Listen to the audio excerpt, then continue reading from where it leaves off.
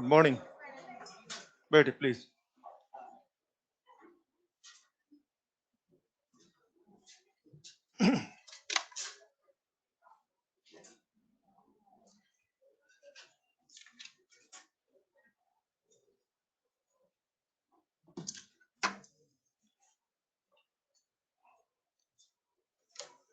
तो last class में हम इंस्ट्रूमेंट्स पढ़ रहे थे। इंस्ट्रूमेंट्स के अंदर मैं मीटर ब्रिज बोल चुका हूं आप लोगों को, और पोटेंशियोमीटर भी हो चुका है ना। चलिए, जो दो तीन इंस्ट्रूमेंट बाकी हैं जो उनको निपटा देते हैं आज, यानी कि आज ये चैप्टर अपना क्लोज हो जाएगा। और अगला इंस्ट्रूमेंट शुरू कर रहे हैं, that is moving coil galvanometer.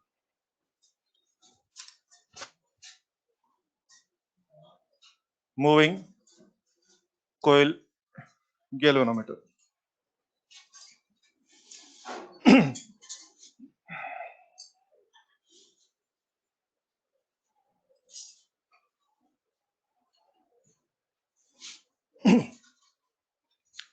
Galvanometer जो हम पढ़ने जा रहे हैं, आपको याद होगा कल हम लोग मीटर ब्रिज पढ़ रहे थे, उसमें भी एक गैलोमीटर बनाया था हम लोगों ने, याद है आपको? वायर जॉकी के साथ बनाया था। परसों हम पोटेंशियोमीटर पढ़ रहे थे, वहां भी गैलोमीटर बनाया था। गैलोमीटर जो डिवाइस, इसका बेसिकली काम क्या है? सिंपल बात करते हैं। जैसे मान लीजिए कोई वायर है, मान लीजिए यहाँ कोई वायर चल रहा है। अगर मैं आपसे कहूंगा यार इस वायर में करंट है कि नहीं है, तो देख के तो पता नहीं लगेगा, और छू के आप देखना नहीं चाहोगे। कॉमन सेंस की बात है, बोले हाँ कोई छू के थोड़ी देखेंगे। तो यार कोई तो आइडिया होना चाहिए ना। अगर मुझे जानना है किसी वायर में करंट चल रहा है कि नहीं चल रहा है, तो इसको चेक करने के लिए डिवाइस हम यूज करते हैं, दैट इज गैलोमीटर। अगर मान लीजिए मैंने उस वायर में, अगर मैंने उस पाथ में गैलोमीटर लगा रखा है, अगर गैलोमीटर में डिफ्लेक्शन आ रहा है, इट मीन वहां पे करंट है। और अगर गैलोमीटर में डिफ्लेक्शन नहीं आ रहा है, इट मीन वहां पे करंट नहीं है। तो बच्चे, किसी भी सर्किट में किसी भी पर्टिकुलर पाथ में करंट है कि नहीं है, इस बात को डिटेक्ट करने के लिए, चेक करने के लिए जो डिवाइस इस्तेमाल करते हैं, that device is called galvanometer. आपको याद है कल मैं मीटर ब्रिज में कुछ ऐसा पढ़ा रहा था आप लोगों को? याद है आप लोग इस तरह से? और फिर मैं बोला जीरो डिफ्लेक्शन आ गया। ये जीरो डिफ्लेक्शन बेसिकली किस बात का कंफर्मेशन था? कि इस वायर में करंट नहीं है। तो इस वायर में करंट नहीं है, देख के तो पता लगता नहीं। तो इस वायर में कब करंट है और कब करंट नहीं है, इस बात को डिटेक्ट करने के लिए हमने क्या लगा रखा था? इसमें गैलोमीटर लगा रखा था। और जब जब मैं गैलोमीटर में जीरो डिफ्लेक्शन देखता हूं, तो मैं समझ जाता हूँ कि यार वायर में करंट नहीं है, और नहीं है मतलब क्या हो गया? ब्रिज बैलेंस है। तो जब कभी हमें देखना होता है कि कहाँ पर करंट है या करंट नहीं है, तो उसके लिए यूज करेंगे गैलोमीटर। तो लिख दीजिए इसका काम क्या है। used to detect used to detect presence of current in circuit, used to detect presence of current in circuit, and to measure small currents, to measure small current। हाँ जी, छोटा छोटा करंट नाप भी लेता है, बड़ा करंट नहीं नापेगा, एकदम चिन्ना चिन्ना छोटा छोटा करंट नापेगा। दूसरा point, based on magnetic effect of current, based on magnetic effect of current.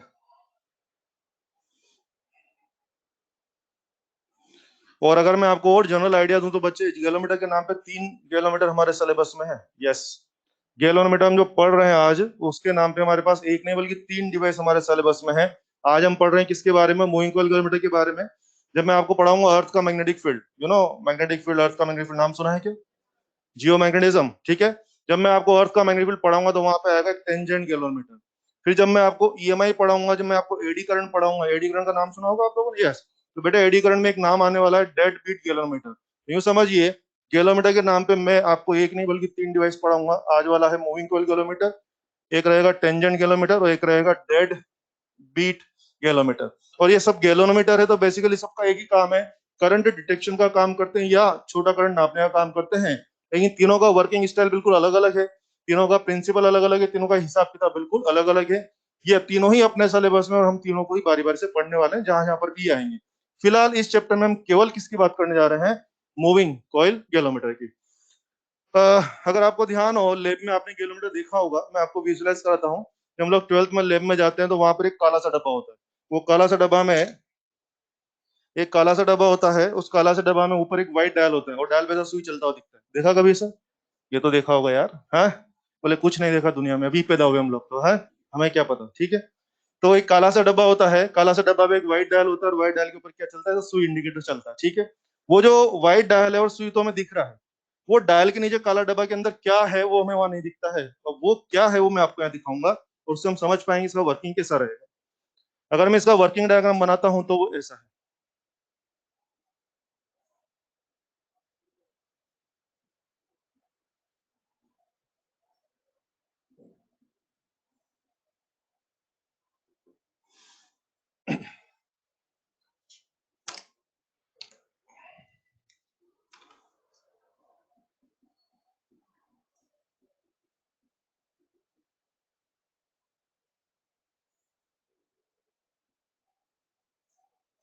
यह है आपका मूविंग कोयल गैल्वेनोमीटर का वर्किंग डायग्राम। वर्किंग डायग्राम से क्या मतलब है, जो एक्चुअल डायग्राम नहीं बना रहे बल्कि वर्किंग समझाने वाला डायग्राम बना रहे हैं।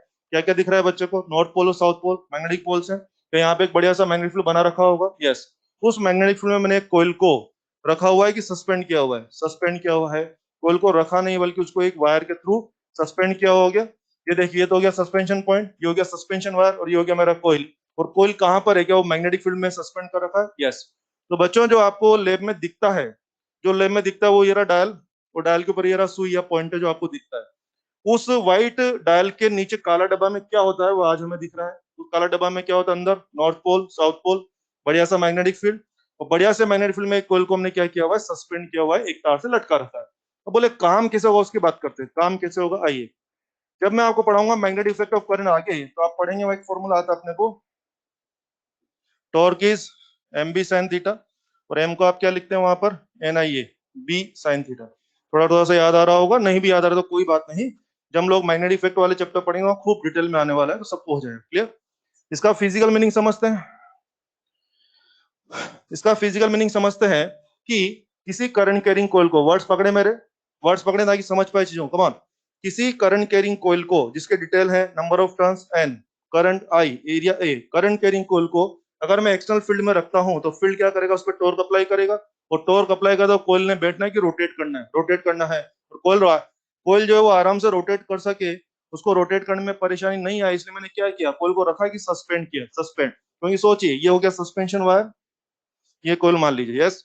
अगर मान लीजिए कोयल को रखते हो तो घूमने में परेशानी आती है, उसको लटका दिया तो जब भी टोक लगेगा तो बोली कोयल बैठेगा कि रोटेट करेगा, रोटेट करेगा। कोयल आसानी से रोटेट कर सके इसलिए जानबूझ के हमने उसको सस्पेंड किया है। और आइए कितना अच्छा काम हो रहा है देखिए।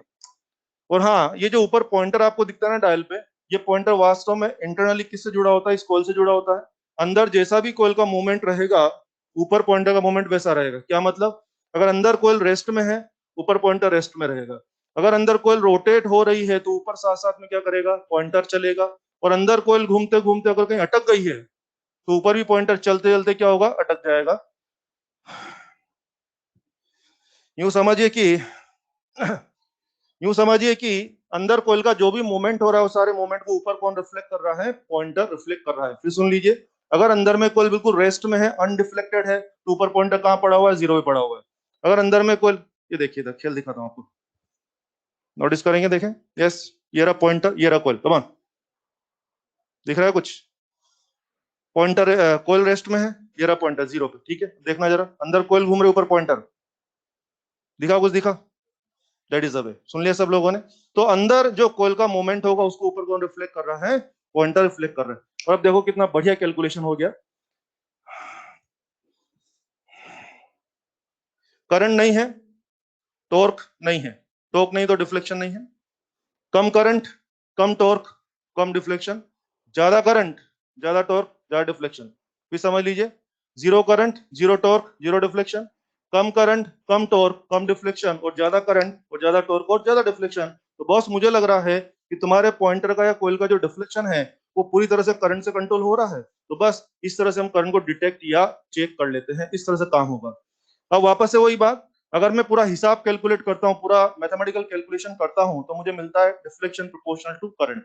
डिफ्लेक्शन प्रोपोर्शनल टू करंट मिलता है, मतलब क्या हो गया, current is directly, sorry, deflection is directly proportional to current. और आखिर वही बात आ रही है जो हम लोग कह रहे हैं, क्या बात आ रही है, जीरो करंट, जीरो डिफ्लेक्शन, कम करंट, कम डिफ्लेक्शन, ज्यादा करंट, ज्यादा deflection. Current is doubled, deflection is just double. Current is half, deflection is just half. जो करंट में करेंगे वो किस में हो जाएगा, डिफ्लेक्शन में हो जाएगा। मैं इस फॉर्मूला का मैथमेटिकल डेरिवेशन अभी नहीं करवा रहा हूँ, क्योंकि ये फॉर्मूला आपको, इसका डेरिवेशन मैं आपको कराऊंगा जब मैं आपको पढ़ाऊंगा मैग्नेटिक इफेक्ट ऑफ करंट। अभी करा भी दूंगा तो आप उसको इतना अच्छे से नहीं पकड़ पाएंगे, इसलिए मैं डायरेक्ट लिख रहा हूँ। सुन लिया आपने, चलिए, ये रहेगा इसके बारे में, इतना लिख लीजिए, बातें करते हैं।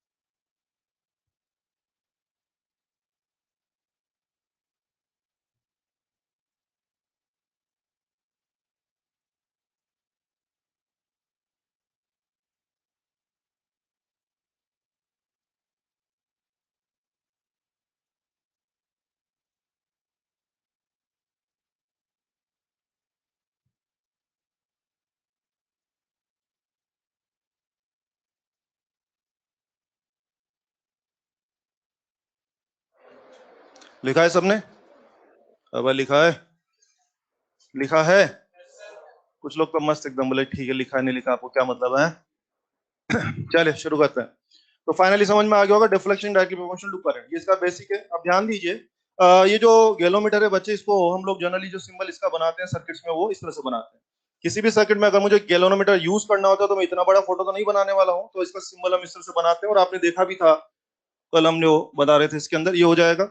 किसी भी गैलोमीटर के बारे में तीन चीजें खास हैं, एक उसका होता है आईजी, एक होता है वीजी और एक होता है आरजी। तो उनके बारे में हमें सीखना पड़ेगा। तीन चीजें खास है, कुछ कुछ आईजी होता है, कुछ कुछ वीजी होता है और कुछ कुछ आरजी होता है। तो आईजी, वीजी और आरजी का क्या लफड़ा है, ये सब बहुत अच्छे से सवालों में काम में आने वाले हैं। आज के पूरे लेक्चर में तीनों बातें बहुत अच्छे से काम में आएंगी। लिखे?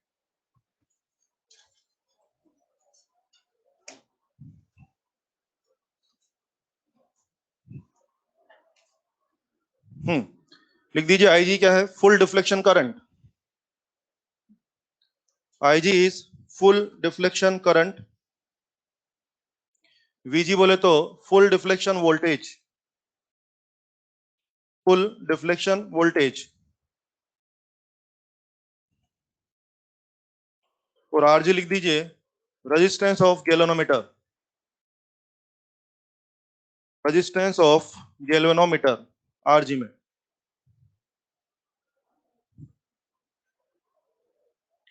अब ये तीनों का क्या लफड़ा है एग्जैक्टली मैं आपको समझाता हूँ। इनके नाम पे नहीं जाना है, अगर मीनिंग समझेंगे तो बहुत सारे अच्छे सवालों में आप लोग अच्छे से काम कर पाएंगे, जो कि आज के लेक्चर में होने वाले हैं। जरा मैं इनका मीनिंग समझाना चाहूंगा। जैसे मानिए ये हमारे पास जो गैलोमीटर उसका डायल ये है, ठीक है, उसका डायल ये है और डायल ये है। और अगर आपसे मैं कह रहा हूँ आईजी, मान लीजिए इसका आईजी जो है, अच्छा एक बार देखा आपने आईजी का मीनिंग क्या बोला मैंने? Full deflection current. Common sense. कम करंट चलाऊंगा तो कम डिफ्लेक्शन और ज्यादा करंट चलाएंगे तो ज्यादा डिफ्लेक्शन।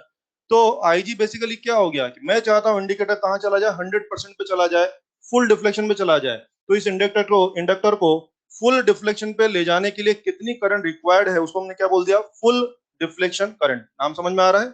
इसी प्रकार से करंट अपने आप थोड़ी नहीं चलेगा, वोल्टेज लगाना पड़ेगा। तो आखिर में कितना वोल्टेज लगाऊं कि जो सुई है वो कहाँ चला जाए? बिल्कुल 100% पे चला जाए। तो उसको हमने क्या बोल दिया? Full deflection voltage. नाम समझ में आ रहा है? 100% पर सुई ले जाने के लिए कितना करंट रिक्वायर्ड है या कितना वोल्टेज रिक्वायर्ड है, उसको हमने क्या बोल दिया? आईजी एंड वीजी, यानी कि full deflection current end voltage बोल दिया। अब बोल दिया तो इसका मीनिंग और अच्छे समझते हैं। मान लीजिए मेरे पास ये कोई गैलोमीटर है और मान लीजिए मैंने आपसे कहा इसका आईजी है 1 एम्पियर, ऐसे मन से बोल रहा हूँ। इसका फुल डिफ्लेक्शन करंट कितना है? 1 एम्पियर। चलो शुरू करते हैं। मैंने 0 करंट चला तो सुई यहाँ पर है, 0.2 करंट तो सुई यहाँ पर है, 0.5 तो यहाँ पर, और 1 एम्पियर तो सुई यहाँ आ जाएगा, 1 एम्पियर तो सुई यहाँ आ जाएगा। अब मैं अगर करंट को 1 एम्पियर से ऊपर ले जाता हूँ, 1.5 एम्पियर 2 एम्पियर भी कर देता हूँ, तो बोलिए सुई आगे जाएगा या यहीं रहेगा? 1 एम्पियर पे सुई यहाँ पे आ गया, और 1 एम्पियर से ऊपर करंट चला भी दूंगा तो सुई आगे नहीं जा रहा है। ऐसा तो नहीं सुई कांच वाच तोड़ के बाहर आ जाए बोले तुम्हारी ऐसी तैसी, ऐसा तो नहीं होने वाला है। तो इसका मतलब क्या हो गया कि मैं इससे कहां तक करंट नाप पा रहा हूँ, क्या 1 एम्पियर तक, इससे ऊपर 1.5 एम्पियर 2 एम्पियर करंट में इससे मेजर कर पा रहा हूँ कि नहीं कर पा रहा, नहीं कर पा रहा। तो मुझे समझ में आया है कि अगर आपका आईजी 1 एम्पियर है तो आप निश्चित रूप से 1 एम्पियर तक करंट नाप पा रहे हैं। और यार मैंने सुना है करंट नापने वाले डिवाइस को अमीटर बोलते हैं। मेरी बातों में ध्यान रखें, करंट नापने वाले डिवाइस को आप अमीटर बोलते हैं। मैं पढ़ा रहा हूँ आपको गैलोमीटर, और मुझे अभी भी पता लगा कि मेरा जो गैलोमीटर है क्या वो 1 एम्पियर तक का अमीटर भी हो रहा है। तो प्रॉपर वर्ड विल बी कि जो गैलोमीटर है ना वो वास्तव में आईजी रेंज का अमीटर होता है।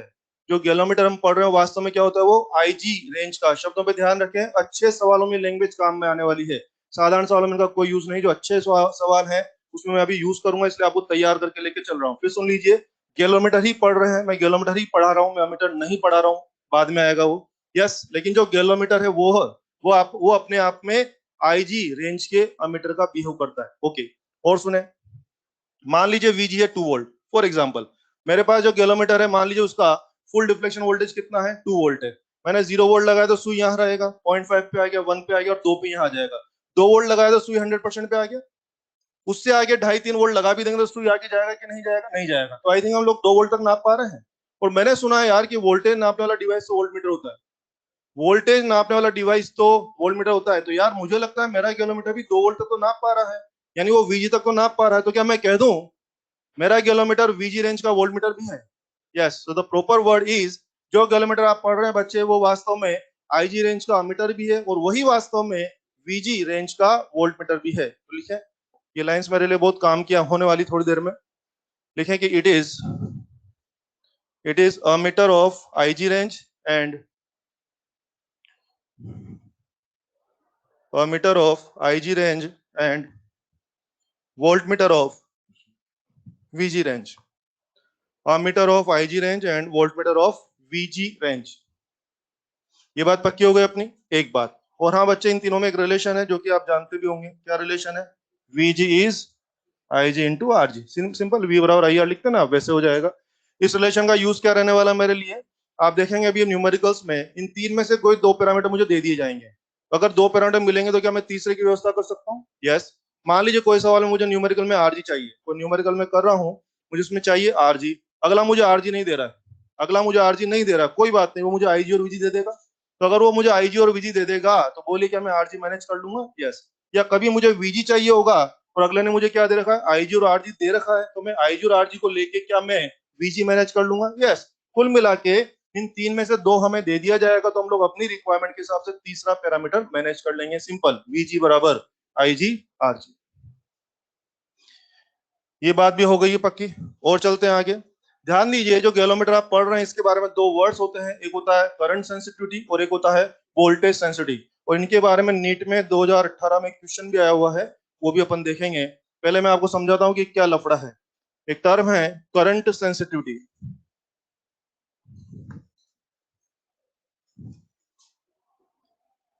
करंट सेंसिटिव सेंसिटिविटी, बहुत लंबा स्पेलिंग इसका है, प्यार से हम इसको सीएस कहा करेंगे, सीएस। क्या है शॉर्ट में मीनिंग लिख दो ना, deflection for unit current, deflection for unit current.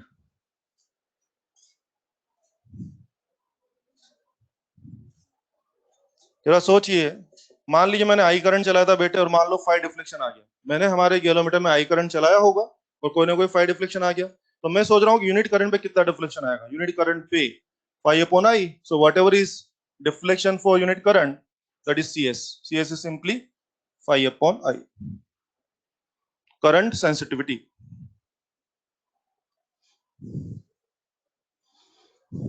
ठीक है, ये CS की डेफिनेशन है। इस तरह से एक टर्म रहेगा वोल्टेज सेंसिटिविटी, वोल्टेज सेंसिटिविटी, इसको प्यार से कहेंगे VS।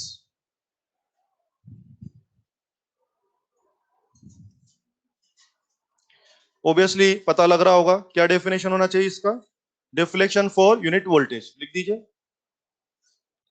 Deflection for unit voltage.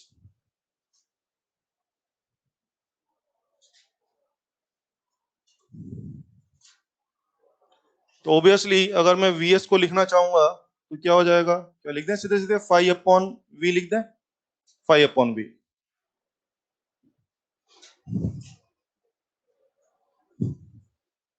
ठीक है, तो ये दोनों तरह की सेंसिटिविटी आपके सामने आ गई है, ये भी हो जाएगा। अब कुछ अच्छी अच्छी बातें करते हैं, ध्यान दीजिए। आरजी का फॉर्मूला यहां से क्या हो रहा है यार, वीजी अपॉन आईजी। क्या हो रहा है, वीजी अपॉन आईजी। तो अगर मैं वीजी और आईजी दूंगा तो आप क्या करेंगे, फट से आरजी निकाल लेंगे। पता है कभी कभी हम वीजी और आईजी नहीं देंगे, बल्कि आपको सीएस और वीएस देंगे। क्या देंगे, सीएस और वीएस, बोलेंगे आरजी ला। तो आरजी लाए तो देखो हमारे दिमाग में क्या भरा हुआ है, रजिस्टर हमेशा क्या होता है, वी अपॉन आई, है ना। तो वीजी अपॉन आईजी कर लेगा। तो अगर मैंने सीएस और वीएस देके आर पूछा है ना, तो वो वीएस अपॉन सीएस नहीं होगा, बल्कि सीएस अपॉन वीएस होगा। आप चेक कर सकते हैं क्यों होने वाला है। यस, आप देखिए, अगर मान लीजिए मुझे इससे रेजिस्टेंस बनाना है, रेजिस्टेंस क्या होता है, V upon I. V upon I, तो बोली क्या करना पड़ेगा, क्या C S upon V S करना पड़ेगा। देख रहे हैं, 5 कैंसिल हो जाएगा और ओपन वी अपॉन आई बन जाएगा। तो मेक श्योर इस बात का बहुत ध्यान रखें। आरजी निकालने के दो टाइप के सवाल होंगे। अगर वीजी और आईजी दिया तो सिंपल वीजी अपॉन आईजी कर लेना, लेकिन कभी कभी फंसाने के लिए सीएस और वीएस देंगे, तो आपको शायद समझ में आता होगा आरजी जो है ना, वो सीएस अपॉन वीएस हो रहा है। चेक कर सकते हैं, CS upon VS, VS upon VS upon CS नहीं हो रहा है, बल्कि सीएस अपॉन वीएस हो रहा है। क्लियर है बात सबको। और इसी बात को लेकर के नीट में 2018 में क्वेश्चन था। ये सबको समझ में आया कैसे लिखा मैंने, सबको समझ में आया कैसे लिखा ये सब। चलिए,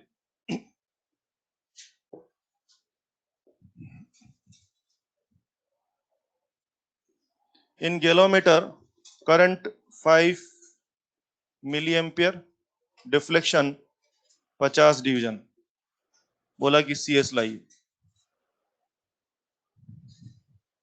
सीएस लाइए, कर सकते हैं, एकदम आसान है। सीएस क्या करें बच्चे, 5/I करेंगे। आप देख लीजिए, क्या 10 डिवीजन पर मिली एम्पियर, सिंपल।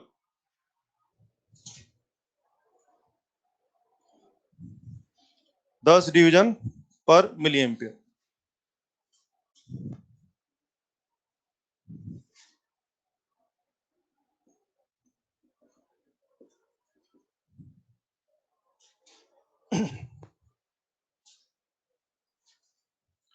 नीट 18 में जो क्वेश्चन था वो था कि 5 डिवीजन पर मिली एम्पियर और 20 डिवीजन पर वोल्ट।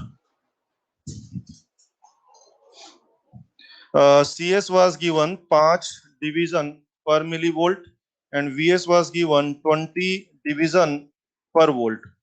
ध्यान दें बच्चे, और हमसे एग्जाम में पूछा गया आरजी कितना होगा। ये अपना 2018 का क्वेश्चन है, लिख लीजिए। सी हाँ sorry sorry, milli volt sorry, milli ampere, बराबर। CS was given 5 डिवीजन पर milli ampere and VS was given 20 division पर वोल्ट, ये दिया हुआ है।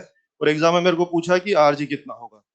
First of all tell me कि मुझे क्या दिया है इन्होंने, वीजी आईजी दिया है कि वीएस और सीएस दिया है। वीएस और सीएस दिया है, तो हमें क्या करना चाहिए, आरजी का फॉर्मूला बताया ना हम लोगों को। क्या कर सकते हैं हम लोग, आंसर लाएंगे। कितना आंसर आ रहा है, बोले कितना, 1/4, गलत है। 250 आंसर आएगा, शाबाश, 250 आंसर आएगा। मिली, याद है कई बार बोला है, जब भी मिली जहां भी मिली, हाँ 10⁻³ छोड़ना नहीं है, जब भी मिली जहां भी मिली 10⁻³ इसी तरह के सवाल में कभी कभी हम गलती कर जाते हैं, इधर अच्छे से सीखिए। Come on, first of all tell me, RG क्या करें, वीएस अपॉन सीएस या सीएस अपॉन वीएस।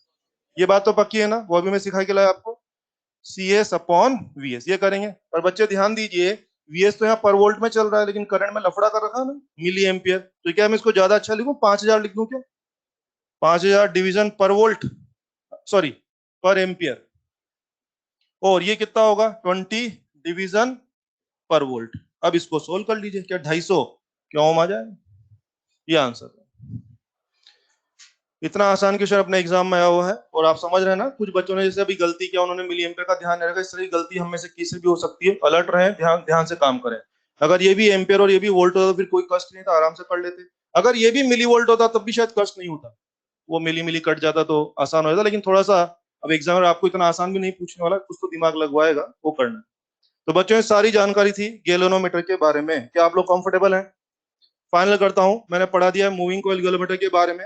फिलहाल इस चैप्टर में इसका इतना ही डिटेल पढ़ना है। इसका जो मैग्नेटिक फील्ड वाला पार्ट आएगा वो मैं वहां पढ़ाऊंगा। बहुत सारी क्रिटिकल चीजें डिस्कस करनी है इसमें। क्या मैग्नेटिक फील्ड अभी डिस्कस कर दें क्या, संभाल लो, चलो वही करेंगे यार। फिर वहां मेरी जान खाओगे, भी समझ में नहीं आया। ठीक है, चलो वहीं करेंगे, यहाँ इतना ही। इस चैप्टर में जो चाहिए वो यहाँ डिस्कस कर लिया, और इसी का जो मैग्नेटिक फील्ड से रिलेटेड पार्ट है वो वहां पे अपन डिस्कस कर लेंगे। ठीक है, चलिए फाइनल करना चाहूंगा, सब लोग अच्छे से सुने।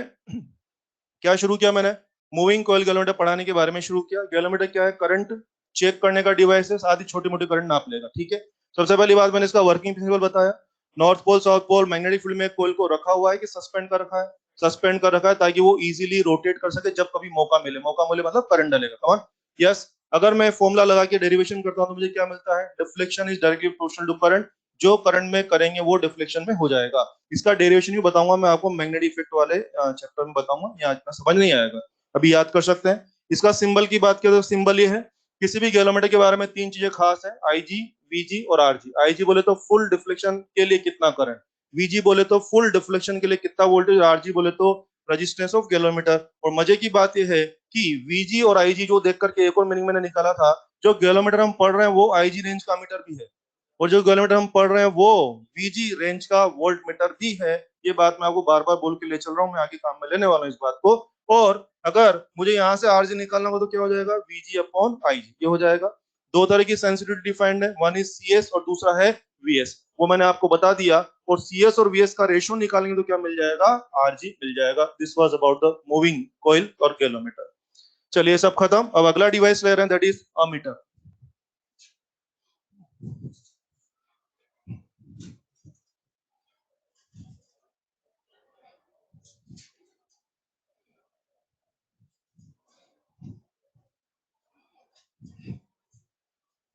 और आपने देखा था इसका नाम क्या था? मूविंग कोयल। मूविंग कोयल नाम क्यों था? करंट डालेंगे तो कोयल बैठेगा कि मूव करेगा? मूव करेगा। करंट लगाओगे तो टोक लगेगा, टोक लगेगा तो कोयल बैठेगा कि मूव करेगा? मूव करेगा। तो कोयल मूव कर रहा है, इस सेंस में इसका नाम क्या बोल दिया? Moving coil galvanometer. चलिए अगला डिवाइस, मीटर। ऑब्वियसली आप जानते हैं कोई भी सर्किट में जो मुझे करंट मेजर करनी है तो मैं क्या लगा देता हूँ? वहां पे अमीटर नाम का डिवाइस लगाता हूँ। बेसिकली करंट नापने का डिवाइस है। एक बात, दूसरी बात, इसको कैसे लगाते हैं सर्किट में? सीरीज या पैरेलल? सीरीज में लगाते हैं, ये पता होगा आपको। लिख दो, एक दो पॉइंट लिखो ना। Used in series, used in series. ठीक है, दूसरा पॉइंट लिखें, its resistance is small. Its resistance is small. इसका रेजिस्टेंस क्या होता है? स्मॉल होता है। ब्रैकेट में डाल दो ना, ideally zero. Ideally zero.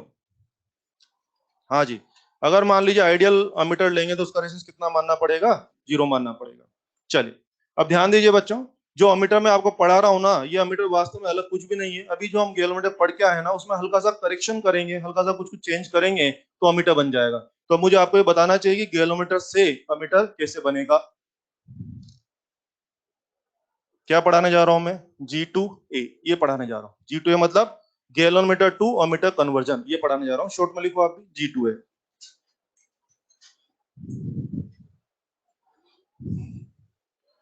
G2 है तो गैलोमीटर से अमीटर बनाने के लिए हमें क्या करना होगा? ये देखिए, ये बेटे आपका गैलोमीटर हो गया।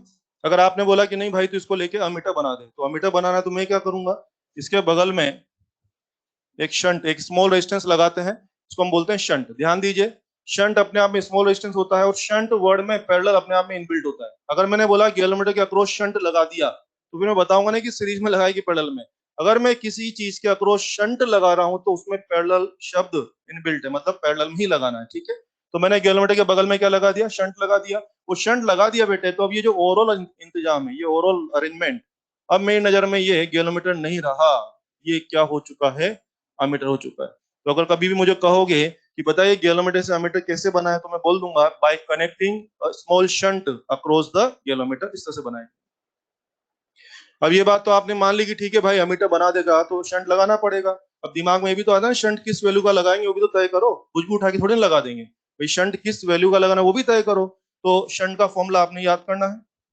Required shunt is IG RG upon I minus IG। Required shunt का फॉर्मूला ये है।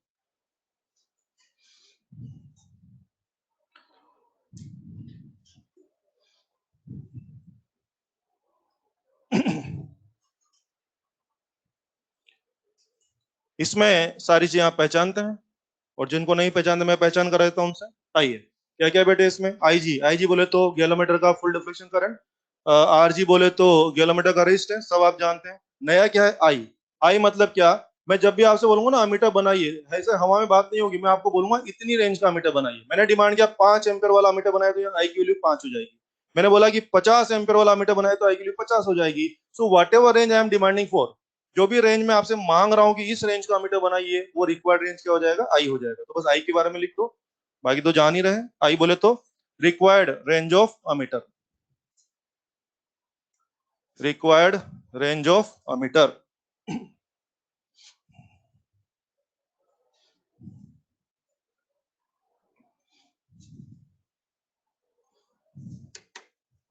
लिख दिया सबने।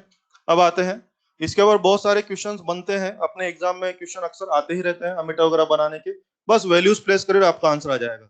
चलिए अब सवाल शुरू करते हैं, अपने ही एग्जाम के सवाल ले लेते हैं थोड़े से। आओ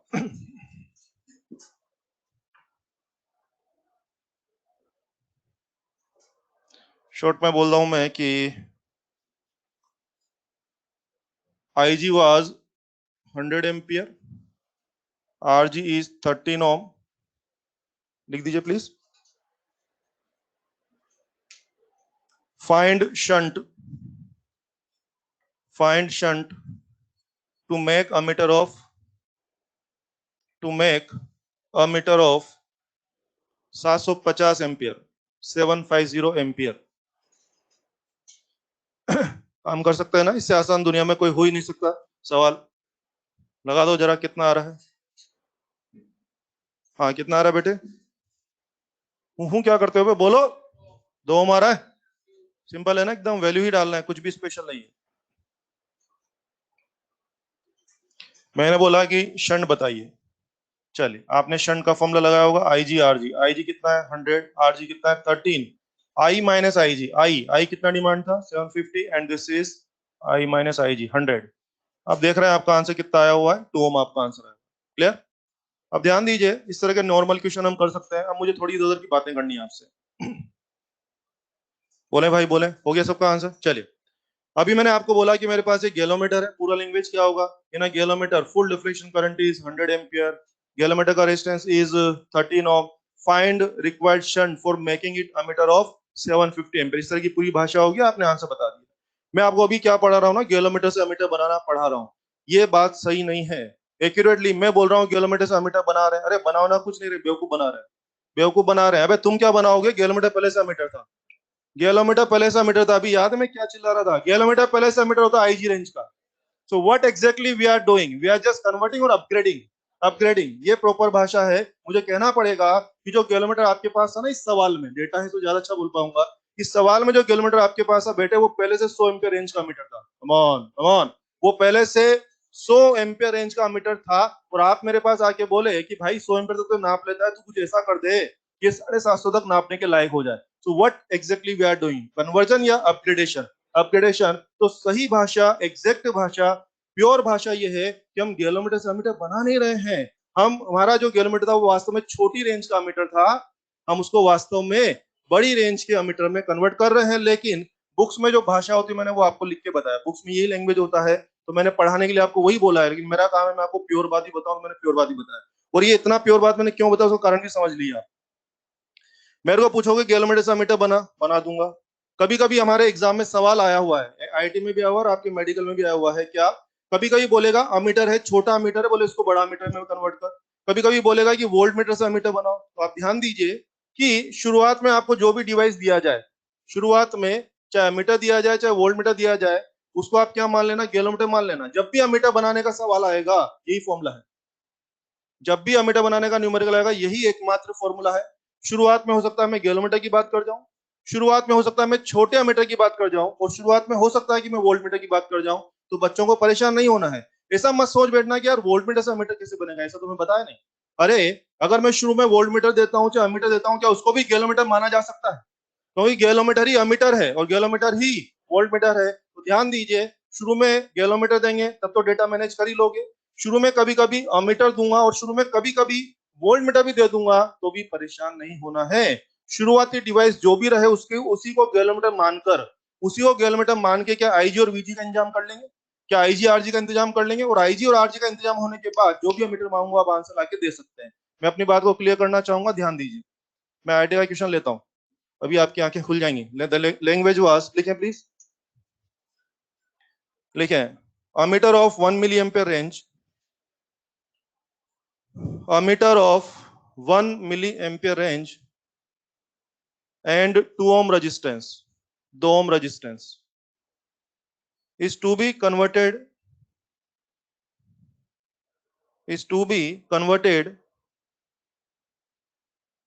in ammeter of 1 ampere range, ammeter of 1 ampere range, calculate shunt, calculate shunt। अब सबसे पहले मेरी भाषा पे गौर करें सब लोग, प्लीज ध्यान से सुने। आपसे देख रहे हैं मैंने आपको 1 एम्पियर का अमीटर मांगा है ना, ये मांगा है ना, और शुरुआत में मैंने क्या दिया आपको, गैलोमीटर की अमीटर ही दिया है, अमीटर ही दिया है। तो ऐसा लग रहा है ना एक छोटे अमीटर को बड़े अमीटर में कन्वर्ट कर रहे हैं।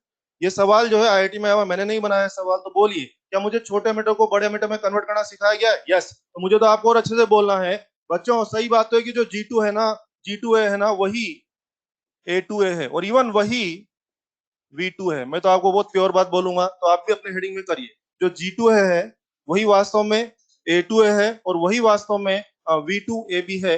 कहीं कोई दिक्कत नहीं, मैं तीनों प्रोफाइल के सवाल कराऊंगा, डोंट वरी। आप उसको जाके करिए सही, मैंने शुरू में जानबूझ के नहीं लिखा था, मुझे आपको एक्सप्लेन करके लिखना था।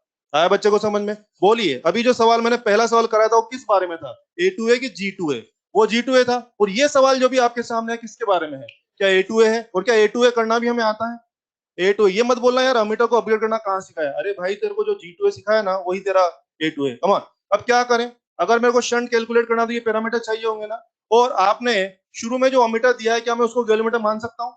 कमान, आपने शुरू में जो अमीटर दिया है क्या मैं उसको गैलोमीटर मान सकता हूँ? यस, क्योंकि गैलोमीटर ही अमीटर होता है और गैलोमीटर ही वोल्टमीटर होता है। तो शुरुआत वाला अमीटर का रेंज कितना है देखना, 1 मिली में। तो बोलो अगर मैं उसको गैलोमीटर मान रहा हूं तो एक तरह से आईजी कितना हो गया, क्या 1 मिली एम्पियर? क्या एक तरह से आरजी कितना हो गया, 2 ओम? क्या मेरा मैसेज मिल रहा है आप लोगों को? शुरुआती डिवाइस को क्या मानिए, मजे करिए आप तो, सो गैलोमीटर मानिए, लोड मतलब आप तो उसके पकड़ लिए डेटा। अब आ जाओ, अब लगाते formula. Okay come on, IG RG, IG 1 milli, ये मिल गई। आरजी बोले तो 2, आई माइनस आईजी, आई कितना मांगा है मैंने, 1 एम्पियर, 1 माइनस आईजी 1, 1 इंटू 10⁻³ होगा बेटे। क्या 1 की तुलना में इसको नेग्लेक्ट कर सकते हैं ना, 1 में से 0.001 हटा भी लो क्या हो जाएगा, ठीक है। योर आंसर इज 2 इंटू 10⁻³ ओम, ये मेरा आंसर। और आप देखिए इस सवाल में कहीं भी भाषा में नहीं आया कि आप गैलोमीटर से अमीटर बना रहे हैं, साफ साफ लिखा है कि छोटा अमीटर था, कम रेंज वाला अमीटर था, और उसको आप बड़े रेंज के अमीटर में कन्वर्ट कर रहे हैं। तो यही प्रिसाइज बात है, यही प्योर बात है जो आपको पता होनी चाहिए। कर लेंगे बच्चे, ठीक है। चलिए अगला सवाल, ये क्वेश्चन आईआईटी में आया हुआ है, अगला जो सवाल ले रहा हूँ अपने नीट में आया हुआ है।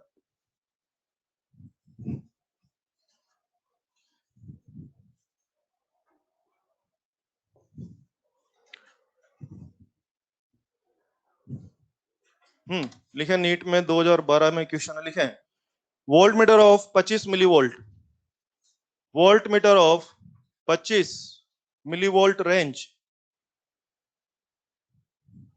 25 milli volt range is converted into a meter of 25 ampere, a meter of 25 ampere, find shunt, find shunt. अब आ जाओ, सबसे पहले भाषा पे गौर करें, शुरुआती डिवाइस क्या दिया है, वोल्ट मीटर। और मैं क्या बोल रहा हूं आपसे कि वोल्ट मीटर को अमीटर में बदलिए, क्या ऐसा कर सकते हैं क्या? वोल्ट मीटर को अमीटर बना सकते हैं क्या? यस बना सकते हैं, बिल्कुल बना सकते हैं। देखो, और बनाने के लिए वही शंट लगाना पड़ेगा। अब शंट कैलकुलेट करने के लिए वही फॉर्मूला इंप्लीमेंट करना पड़ेगा, और वो फॉर्मूला इंप्लीमेंट करने के लिए मुझे आईजी वीजी आरजी होना चाहिए। शुरुआती डिवाइस जो भी है क्या उसको गैलोमीटर मान के मैं आईजी वीजी का इंजाम कर लूं? यस। आइए, शुरुआती का कितना दिया मैंने, 25 मिली वोल्ट, तो ये क्या उसका आईजी की वीजी है? शाबाश। तो बेटे एक तरह से वीजी कितना मेरे पास 25 मिली वोल्ट आ गया। और हाँ, रेंज कितनी रेंज मांगी आपने, 25 एम्पियर रेंज मांगी है। चलो शुरू करूं मैं काम, यस आओ बेटे। फॉर्मूला है IG RG upon I minus IG. अब सुनो, इसमें भी थोड़ी सी कलाकारी है, ये नीट में 2012 में आया क्वेश्चन है, ठीक है। मैंने नहीं बनाया सवाल, ये है। अब आ जाओ जरा, वैसे यार अच्छा है अगर आप मुझे आईजी और आरजी दे तो मैं लिख देता, आपने नहीं दिया, कोई बात नहीं। आईजी आरजी को मिला क्या वीजी लिख सकता हूँ क्या? अभी पढ़ा रहा था मैं, ठीक है ना, जानबूझ के लिख दिया। अब आ जाओ, कम ऑन, वीजी अवेलेबल है कितना, 25, 25 या 25 मिली, ये मिली, आई का मतलब 25 माइनस आईजी। अब ध्यान दीजिए, इन्होंने मुझे आईजी का वैल्यू नहीं दिया है, अगर आईजी का वैल्यू होता तो मैं वो भी रख देता, लेकिन मैं इतना जानता हूं कि मैं आईजी को नेग्लेक्ट करने वाला हूं। उसका लॉजिक सुनिए, ये जो इनिशियल मशीन हमारे पास है उसका वीजी किस लेवल का है, क्या मिली लेवल का है? बॉस, जिस डिवाइस का वीजी मिली लेवल का है, क्या उसका आईजी भी निश्चित मिली लेवल का होगा? आईजी और वीजी तो ऑलमोस्ट एक ही लेवल के होते हैं। अगर आपकी मशीन का वीजी मिली वोल्ट लेवल का, मिली लेवल का है, तो उसका आईजी भी डेफिनेटली जो भी होगा, मुझे नहीं पता कितना है, लेकिन जो भी होगा वो कंफर्म मिली लेवल का होगा। तो जरा सोचो कि 25 एम्पियर में से अगर मैं 2 5 10 मिली एम्पियर हटा भी दूंगा, तो बोलिए असर की बेअसर, उसका कोई फायदा नहीं है। तो बोलिए कि आईजी को रखना है कि नेग्लेक्ट कर दें? क्या आईजी को नेग्लेक्ट किस बेस पे, क्या पता लग रहा है मैं क्या भाषा बोल रहा हूँ? ऐसे मेरे घर की खेती नहीं कि कुछ भी उड़ा दूंगा, सुन लिया, लॉजिक पता होना चाहिए। वीजी किस लेवल का है, मिली लेवल का, तो मैं समझ गया कि भाई तेरा आईजी भी मिली लेवल का होगा। तो 25 एम्पियर में से अगर आपका आईजी 10 मिली 20 50 मिली भी है, तो क्या फर्क पड़ेगा यार? हाँ, क्या कंसिडर करना है कि उड़ा दें? उड़ा दें, और उड़ा दिया तो उड़ा दिया। Yes, 1 into 10 power -3 ohm, this is shunt.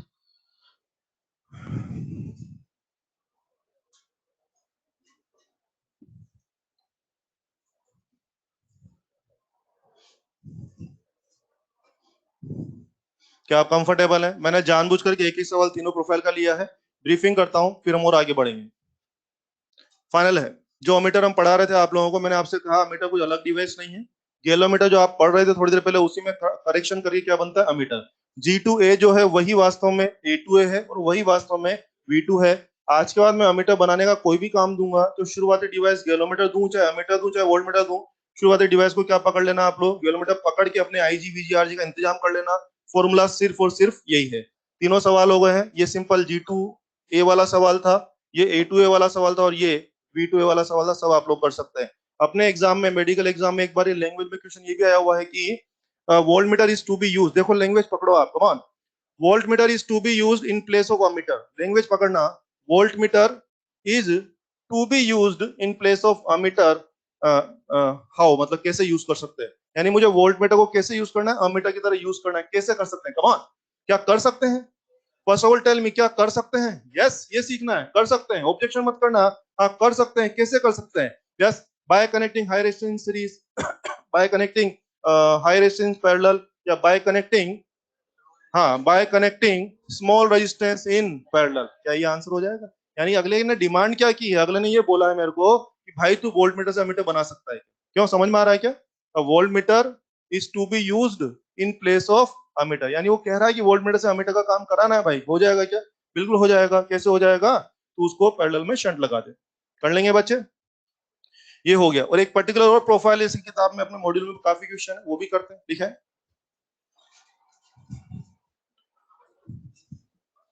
लिखे हैं। In an ammeter, in an emitter, 0.2%, 0.2% of main current, 0.2% of main current passes through galvanometer, 0.2% of main current passes through galvanometer, find shunt, find shunt। इधर देखिए, photo बना के समझाऊंगा, ये आपका galvanometer था और ये आपका शंट था। देखो क्या भाषा बोल रहे हो आप, यहां से जो भी करंट आइए आता होगा, क्या कह रहे हो आप, गैलोमीटर में कितना करंट जाएगा, पूरा या 0.2%? 0.2, तो बोलो बच्चे इसमें कितना जा रहा है, 0.2%, 0.2% ऑफ आई, क्या मैं कह दूं 0.002 आई, कम ऑन, वो ये कितना हो गया? अब मुझे पूछ रहे हैं कितना शंट लगाएं, कितना शंट लगाएं, आ जाओ फॉर्मूला लगाते हैं। इधर देखो, shunt, come on, I G R G upon I minus I G करेंगे बच्चे, बोलो आई जी कितना हो गया, एक तरह से 0.002 आई हो गया ये। आर जी को जी दिया हुआ लोगों ने, मतलब आर जी को आर जी दिया हुआ, जी दिया हुआ, ठीक है। और बेटे आई को आई लिखता हूं और नीचे लिखता हूँ 0.002 आई। सुन रहे हैं मेरी भाषा, सुन रहे हैं आप लोग? बोलो कितना आ रहा है, सोल्व करो बे, सोल्व करो जल्दी से, हूं करते रहते हैं, सोल्व नहीं करते बेटे, है, सोल्व करो जल्दी से, कष्ट होगा तब भी करना है, बोले शाबाश। जी अपॉन, हाँ, 449 आ रहा है क्या, जी अपॉन, यू कैन 998, यानी कि 4 एक मिनट, 2998 ये फिगर बनेगा, 299 ये आ रहा होगा भाई, G/499। हाँ मेरे लिखते तो आ ही जाएगा, उसके बाद तो कोई दिक्कत ही नहीं है। मुद्दा तो ये था कि पहले आ रहा था कि नहीं। मेरे लिखने के बाद तो आ ही जाएगा, उसमें क्या है, फिर तो छापना ही तो है। हाँ बहुत बढ़िया। पर आप ध्यान रखें, एग्जाम में मैं नहीं जाऊंगा आपके साथ। अभी तो मैं इधर हूँ आपके साथ, एग्जाम में आपने अकेले जाना है। पता है ना ये तो सबको। किसी के दिमाग में मास्टर भी जाएगा साथ में, बोले किसको पूछेंगे। हाँ देखो ना, आ रहा है क्या, G/499 आ रहा है बेटा, सिंपल देखो ना। ये 2 और 998 फिगर बनेगा, काट पीट के देख लो, ये आंसर हो जाएगा। तो इस तरह के प्रोफाइल क्वेश्चन भी अपनी बुक्स में, मॉड्यूल में काफी है। कुछ भी डिमांड करेगा कि गैल्वेनिज्म से इतना करंट जाना चाहिए, जैसे मैंने बोला ना 0.2%, कई बोलेगा 1% जाना चाहिए, कई बोलेगा 10% जाना चाहिए। So what ever the required IG वो यहाँ ले लेना, आंसर कर सकते हैं, हो जाएगा।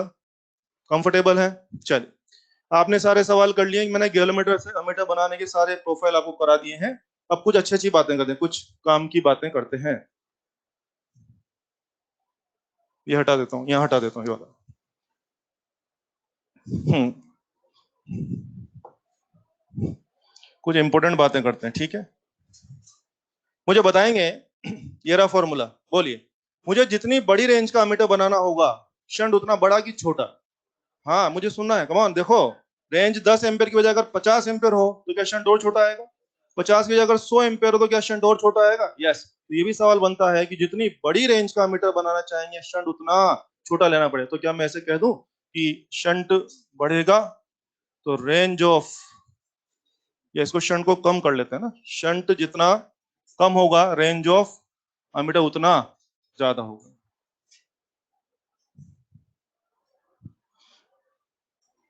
जितना छोटा हम शंट करते जाएंगे उतना रेंज ऑफ अमीटर उतना ज्यादा आता जाएगा। आईआईटी में आया हुआ एक क्वेश्चन सुनिए, उसमें एआर में क्वेश्चन था, वो बहुत पहले का क्वेश्चन है। ऐसे लैंग्वेज बोल रहा हूँ, जरा इस बात को पकड़िए आप, कमान। मुझे बोला कि एक गैलोमीटर से एक बार तो मिली अमीटर बना रहे हैं और एक बार अमीटर बना रहे हैं। शब्द सुन रहे हैं, एक बार तो मिली अमीटर और एक बार तो अमीटर बना रहे हैं। फिर चार ऑप्शन में दिया कि दोनों में सेम शंट लगेगा, इसमें छोटा शंट लगेगा, उसमें बड़ा शंट लगेगा। कमान टेल मी, मिली अमीटर और अमीटर किसमें छोटा शंट लगेगा? कमान कमान कमान कमान। अमीटर में। बात समझ में आ गई ना? अमीटर यानी कि जो एम्पियर, और मिलीमीटर जो मिलीमीटर, ओब्वियसली अमीटर की रेंज ज्यादा है ना, तो उसमें शंट क्या छोटा लगेगा? तो वहां पे अपना बेस्ट ऑप्शन क्या गया कि अमीटर में तो आपको छोटा शंट लगाना पड़ेगा और मिलीमीटर में आपको बड़ा शंट लगाना। इस तरह का बेस्ट लैंग्वेज कर लेंगे। और आइए, इधर आइए, मुझे बताएंगे कि गैलोमीटर के बगल में आपने शंट लगा दिया तो क्या बन गया आपका? अमीटर बन गया। मुझे बताएंगे अमीटर कौन है यार? ये है कि ओवरऑल है। ओवरऑल है, ओवरऑल है तो अमीटर का रेजिस्टेंस कौन है? एस या आरजी या दोनों का पैरेलल? पैरेलल। तो अगर आज के बाद कहीं मेरे से किसी ने पूछा भाई अमीटर का रेजिस्टेंस बोल, क्या मैं कह दूं S into are G upon S plus R G, दोनों का पैरेलल जो भी आएगा आएगा।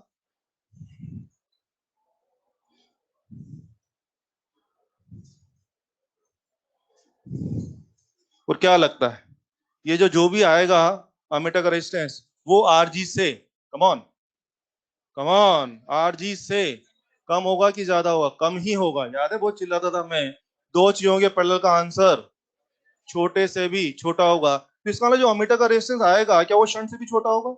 Yes yes. अमीटर का जो रेजिस्टेंस आएगा बच्चे, वो आरजी से भी निश्चित छोटा होगा और वो शंट से भी निश्चित छोटा होगा, गारंटी है। मेरे दिमाग में बात आ चुकी है कि वो छोटा रहेगा। क्लियर है सबको? चलिए, वो पता है इसमें हम लोग फंसाते कैसे। जैसे मानिए ये सवाल है, इधर आइए बच्चे, आपके एग्जाम में सवाल था, मैंने करवाया ना आपको कि हाँ बताइए शंट कितना लेगा, आपने बोला 2 ओम।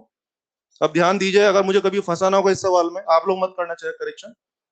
मैंने सवाल बोला 1 किलोमीटर का आईजी जो है 100 एम्पियर है, आरजी 13 ओम है, इसको 750 एम्पियर का अमीटर बना दिया है, तो अमीटर का रेजिस्टेंस बताइए। शब्द सुन लेना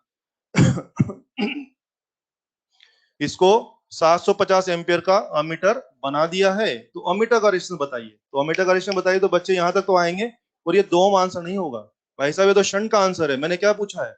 मैं नहीं पूछा शंट कितना लगाना पड़ेगा, मैं तो नहीं पूछा। मैं तो क्या बोलूंगा सीधा, 750 एम्पियर का अमीटर बना दिया है तो उस अमीटर का रेजिस्टेंस बताइए। तो क्या एक कदम आगे जाना पड़ेगा? क्या करेंगे बच्चे, क्या 2 पैरेलल और 13, दो जो भी आएगा आ जाएगा? क्या ये 26 15 आ जाएगा? आंसर आ जाएगा। समझ में आ रही है मेरी बात? अपने एग्जाम में शंट पूछा तो आपने ये आंसर दे दिया। अगर हमें कभी शंट नहीं, हम तो पूछेंगे नहीं शंट कितना है, हम तो सीधा पूछेंगे अमीटर बन गया भाई, बता अमीटर का रेजिस्टेंस बता। तो आप यहां तक भी आना पड़ेगा, और यहां तक आने के बाद एक कदम और आगे जाकर के आपको आंसर देना पड़ेगा, ठीक है। आप उसमें जाके ऐड करो, सवाल में जाके, सवाल में एक स्टेप ऐड कर लो ना, ताकि रिवीजन करोगे तो याद आएगा आपको कि हाँ ऐसा करना है।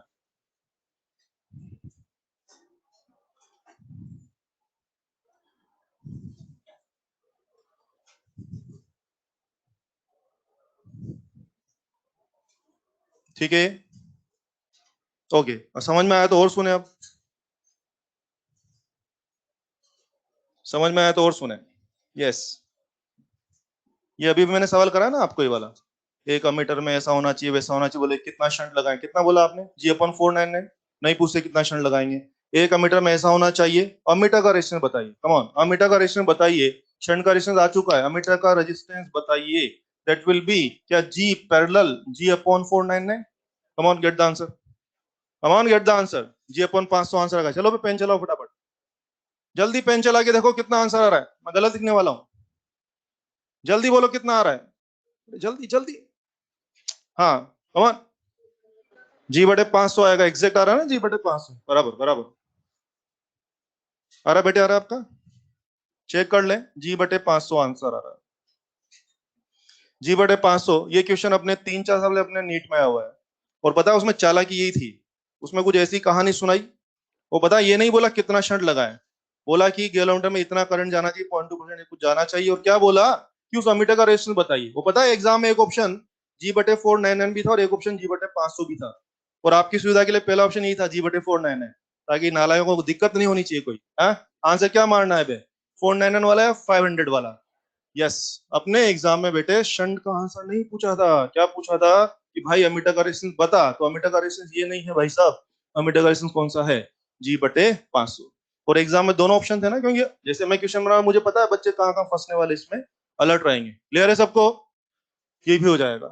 ओके, मैंने आपसे कहा था कि आइडियल अमीटर का रेजिस्टेंस कितना होता है, जीरो होता है, आइडियल अमीटर का लिखवा है भी, आइडियल अमीटर का रेजिस्टेंस कितना होता है, जीरो होता है, और प्रैक्टिकली रेजिस्टेंस कितना होगा, जीरो की non zero, non zero. Okay, ठीक है, मुझे अगर प्रैक्टिकल लाइफ में कोई अमीटर यूज करना है मेरे काम के लिए, तो मैं कौन सा अमीटर प्रीफर करूं, हायर रेजिस्टेंस या लोअर रेजिस्टेंस, लोअर, कारण समझिए, मैं तो चाहूंगा कि मेरे पास आइडियल अमीटर मिल जाए, ताकि मेरा काम प्योर हो जाए, और आइडियल अमीटर मतलब बिल्कुल जीरो रेजिस्टेंस वाला अमीटर मिल जाए, लेकिन यार दुनिया में कुछ भी आइडियल नहीं है, ना मशीन ना आदमी, समझ रहे हैं नहीं नहीं, कुछ भी आइडियल नहीं है, ना मशीन ना आदमी, तो फिर ये कैसे हो पाएगा, तो इसका मतलब जीरो रेजिस्टेंस वाला अमीटर मिलना पॉसिबल या इम्पॉसिबल, इम्पॉसिबल। तो ठीक है भाई, जीरो वाला तो नहीं मिल पाएगा, लेकिन जीरो के जितने नजदीक रहेंगे उतना तो बेटर रहेगा ना। ये ठीक है, मैं जीरो वाला नहीं ला सकता, लेकिन जीरो के जितना पास रहेंगे उतना बेटर रहेगा, फाइनल करिए, which ammeter is to be preferred, higher resistance या लोअर रेजिस्टेंस, आंसर कीजिए मेरे को, मेरे पास बहुत सारे मीटर है, मुझे अपना काम करना है, कोई कमान, मैं कौन सा मीटर प्रीफर करूं, 50 ओम या 20 ओम, 20 ओम की 10 ओम, 10 ओम की 2 ओम, 2 ओम की 1 ओम, जितना लोअर जाएंगे उतना बेटर काम हो पाएगा, कारण बिल्कुल आइडियल कंडीशन तो नहीं ला सकते, लेकिन आइडियल के पास है तो अच्छा है, उन्होंने महान तो नहीं बन सकते, लेकिन महान लोगों ने जो बोला तो कर सकते हैं, हाँ नहीं करेंगे वो भी, लिखो बे, लिखें लिखें, एक पॉइंट बना के लिख दो ना, कि ammeter of lower resistance preferred, ammeter of lower resistance is preferred, lower resistance वाले एमीटर को पसंद करते हैं, लोअर रेजिस्टेंस वाले एमीटर को पसंद करते हैं। पढ़ लेंगे पसंद, चल, ये कहानियां थी एमीटर की ना, अगली कहानी है वोल्ट मीटर, कोई क्वेश्चन इसमें किसी का, किसी के भी पेट में दर्द हो रहा हो, पेन हटा मुंह में से, पेन क्यों खा रहा है सुबह सुबह, वैसे बीमारियां फैली हुई तरह तरह की, क्या गंदगी फैलाते हो,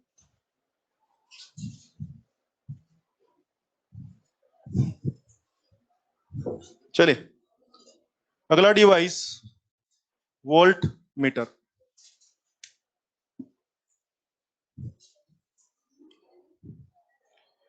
वोल्ट मीटर आप जानते हैं कि पोटेंशियल डिफरेंस मेजर करने का डिवाइस है, और इसको हमेशा किस में लगाते हैं, पैरेलल ग्रुपिंग में लगाते हैं, लिख दो ना एक line, use in used in parallel grouping, used in parallel grouping to measure PD, to measure PD, PD नापने में यूज करते हैं ना, टू मेजर पीडी। ठीक है, ओके। दूसरा पॉइंट लिख दीजिए, its resistance is very high. Volt meter का रेजिस्टेंस काफी ज्यादा होता है और आइडियली इनफाइनाइट होता है। वेरी हाई रेजिस्टेंस ब्रैकेट में डाल दो, आइडियली इनफाइनाइट, आइडियली इनफाइनाइट। चलिए, अभी जो आप गैलोमीटर पढ़ रहे थे थोड़ी देर पहले, उसी गैलोमीटर में अगर हल्का सा करेक्शन करेंगे तो क्या बन जाएगा? वोल्टमीटर। तो अब दिमाग में आ रहा है कि अभी थोड़ी देर पहले G2A बनाना सीखा है, अभी क्या सीखने जा रहे हैं? G2V। G2V आ जाओ। इसमें क्या बताया गया बेटे? ये अपना गैलोमीटर है जिसका कोई ना कोई रेजिस्टेंस RG होता है। अगर मैं इसके बगल में, इसके सीरीज में अगर मैं हाई रेजिस्टेंस लगा देता हूं, now this overall arrangement has become, now this has become voltmeter. बनाओ फोटो, बनाओ, देखो मैंने बना दिया।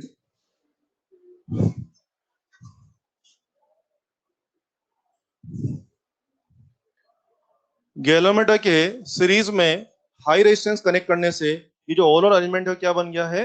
वोल्टमीटर बन गया है, ऐसा मुझे बोलना है। फिर बात दिमाग में वो आती है कि भाई तेने बोला कि हाई रेजिस्टेंस लगा सीरीज में, मगर कितना लगा वो तो बताओ। तो अगेन, जैसे वहां शंट का फॉर्मूला याद किया था ना आपने, वैसे यहाँ पे क्या करिए, required series resistance formula is V upon IG minus RG।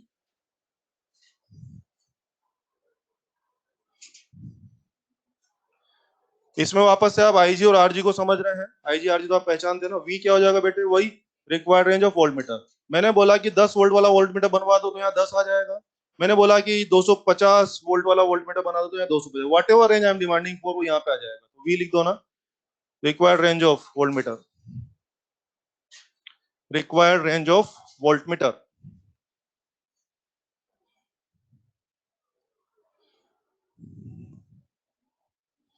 ठीक है, चलिए अब इसके बारे में क्वेश्चन करने जा रहे हैं।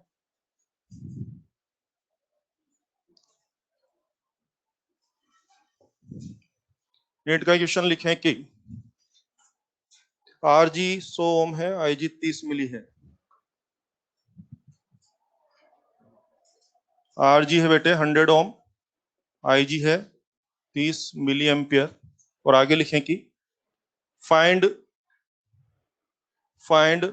Series resistance for making voltmeter of 30 volt. Find series resistance for making voltmeter of 30 volt. 30 volt का वोल्टमीटर बनाना है, क्या करें? लगा दो फॉर्मूला, लगाओ जल्दी से, जल्दी आंसर बोलो। 900 चेक करते हैं। चेक करो जल्दी से, आ रहा है क्या? बोलो बेटे। बराबर, जल्दी चेक बोलो। कितना मुंडी हिला रहे? कितना? 900। बोलो हाँ ठीक है। कितना आ रहा है? 900 आ रहा है सब लोगों का? किसी का नेगेटिव तो नहीं आ रहा है? जब ये सवाल करते कुछ नालायकों का आंसर नेगेटिव भी आने लगता है। वो पता है ना क्यों आने लगता है? वो मिली का ध्यान नहीं रखते हैं, जब भी मिली, जहां भी मिली, ध्यान रखना है। कौन? R was V upon IG minus RG ना। देखो V कितना मांगा मैंने? 30 ना।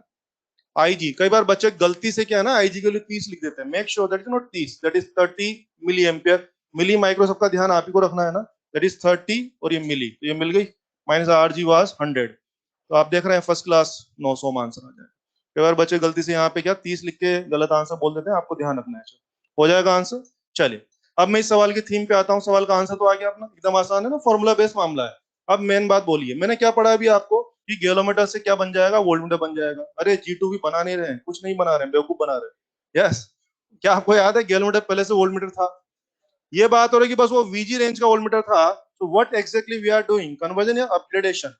और डेटा सामने, तो मैं डेटा बोल के बताऊंगा। कम ऑन, क्या मुझे बताएंगे मेरी इस मशीन का VG कितना हो रहा है? क्या 3 वोल्ट हो रहा है? शाबाश, वेरी गुड। IG बराबर, सॉरी VG था ना अपना, IG RG, मैंने फट से चेक किया। तो बच्चों, जो गैलोमीटर आपके पास है उसका VG 3 वोल्ट है। तो पता है इसका मीनिंग मेरे दिमाग में क्या गया है? कि ये गैलोमीटर पहले भी 3 वोल्ट तक तो मेजर कर पाता था। ये गैलोमीटर पहले भी 3 वोल्ट तक तो मेजर कर पाता था। और आज आपने अगर इसे सीरीज में लगा दिया तो वही मशीन क्या 30 वोल्ट तक मेजर करने में कैपेबल हो जाएगी? तो बोलिए, क्या 3 वोल्ट नापने वाली मशीन को 30 वोल्ट तक नापने में कैपेबल बना दिया आपने? यस। तो क्या चल रहा है, कन्वर्ट कर रहे हैं कि अपग्रेड कर रहे हैं? अपग्रेड कर रहे हैं। अगर ऐसा है तो फिर मुझे सिखाना चाहिए। जो G2V है क्या वही V2V होगा, और इवन क्या वही A2V होगा? बुक्स में सिर्फ G2V बोलते, मैंने शुरू में बोला, लेकिन प्योर बात जानना जरूरी है। बहुत बड़ी, बोलिए। तुम लोग लिखो, मैं निपट लूंगा उससे, तुम लिखो। हाँ, सीरीज में करंट सेम होता है। हाँ हाँ, कर सकते हैं ना, बिल्कुल बराबर है। उसी से तो फॉर्मूला बना है ये, जो आप कर रहे हो ना, V बराबर आई आर से कर लेंगे, बिल्कुल उसी से फॉर्मूला बना है, बराबर है। वो मैं इसका हिसाब बता नहीं रहा आप लोगों को, लेकिन अल्टीमेटली फॉर्मूला उससे बना है। जवान, बड़े आगे। चलिए, अब अगर ये समझ में आ गया है आपके सवाल, तो अगला सवाल तो कर ही सकते हैं। अगला सवाल आपके मेडिकल एग्जाम का ही है, लिखें voltmeter of 1 volt and 1 ohm resistance. Voltmeter of 1 volt and 1 ohm resistance is converted into voltmeter of 100 volt. Voltmeter of 100 volt. Find required series resistance.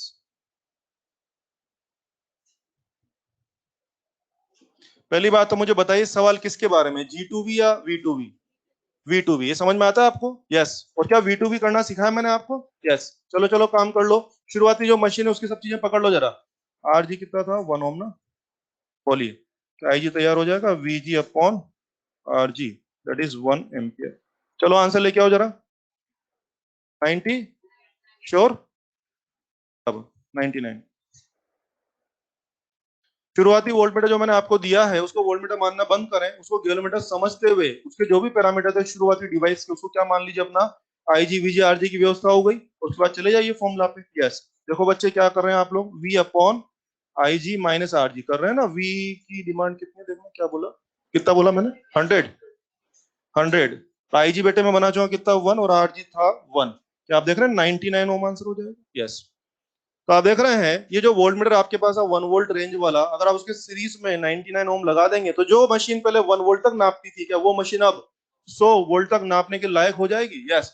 तो बच्चे एग्जैक्ट बात यही है कि जो भी हम करेक्शन कर रहे हैं ना मीटर और वोल्ट मीटर बनाने के लिए, ये बेसिकली बनाने के लिए नहीं है, ये बेसिकली हमेशा अपग्रेड करने के लिए। क्योंकि आपको तो पता है कि जो गैलोमीटर था वही अमीटर होता है और वही वोल्ट मीटर भी होता है। बस वो पहले IG रेंज तक का मीटर होता था, बस वो पहले VG रेंज तक का वोल्ट मीटर होता था, और आप ये शंट लगा लगा के या सीरीज में कुछ कुछ लगा लगा के अल्टीमेटली आप क्या कर रहे हैं, उनकी रेंजेस को बढ़ा रहे हैं। रिक्वायर्ड शंट का फॉर्मूला याद रखें, और रिक्वायर्ड सीरीज रेजिस्टेंस का फॉर्मूला भी याद करना चाहिए। ये हो जाएगा। आओ कुछ अच्छी बातें करते हैं हम। कमान, बोलिए। ये रहा फॉर्मूला। जितनी बड़ी रेंज का वोल्ट मीटर बनाना है, रिक्वायर्ड सीरीज उतना कम या ज्यादा? ज्यादा। क्या मैं कह दूं कि आर ज्यादा, तो बोलो range of voltmeter will B ज्यादा। मुझे बताइए, इसमें इस फोटो में आइए, इसमें वोल्टमीटर कौन है? ये है कि ओवरऑल है? ओवरऑल है, तो बोलिए वोल्टमीटर का resistance will be R, voltmeter will be RG plus R. RG plus R. आएंगे जरा इस सवाल में, आएंगे पहला सवाल में आइए जरा, जो आपने किया था। Come on please. रिक्वायर्ड सी रेजिस्टेंस कितना था? 900 ओम। नहीं पूछता कितना रेजिस्टेंस लगाएंगे, मैं तो पूछूंगा कि 30 वोल्ट का वोल्टमीटर बना दिया है, तो उस वोल्टमीटर का रेजिस्टेंस बताइए। तो पहले बच्चे, पहले तो यहाँ आ गए आप कितने पे? 900 पे। तो वोल्टमीटर का रेजिस्टेंस कितना होगा? 900 plus 100, is it 100 ohm? Sorry sorry, 1000 ohm. ये हो जाएगा। जरूरी थोड़ी कि हम आपसे सिर्फ रेजिस्टेंस पूछेंगे, हो सकता है हम पूरी मशीन का ही नेट रेजिस्टेंस पूछ लें, तो एक कदम थोड़ा सा आगे चले जाना, इतना तो करना ही पड़ेगा, 900 तक तो आना पड़ेगा, फिर आगे चले जाना। कर लेंगे? चलिए, और आइए। मैंने आपसे कहा था कि आइडियल वोल्टमीटर का रेजिस्टेंस कितना होता है? इनफाइनाइट। दुनिया में इनफाइनाइट रेजिस्टेंस वाला तो वोल्टमीटर पॉसिबल नहीं हो पाएगा। तो प्रैक्टिकल पर्पस के लिए मुझे कौन सा वोल्टमीटर प्रीफर करना चाहिए, लोअर रेजिस्टेंस की हायर? इनफाइनाइट तो नहीं ला पाएंगे, लेकिन जितना ज्यादा होगा क्या उतना अच्छा रहेगा। चलो हेल्प करो मेरी, बहुत सारे वोल्टमीटर मेरे पास है, मुझे बताइए मैं कौन सा प्रीफर करूं? 10 किलो ओम की 20 किलो ओम, 20 किलो ओम की 50 किलो ओम, 50 किलो ओम की 80 किलो ओम। जितना ऊपर जाएंगे उतना अच्छा अच्छा काम होता जाएगा। तो लिख दो ना, voltmeter of higher resistance preferred. Higher resistance के वोल्टमीटर को पसंद करते हैं। Voltmeter of high resistance is preferred.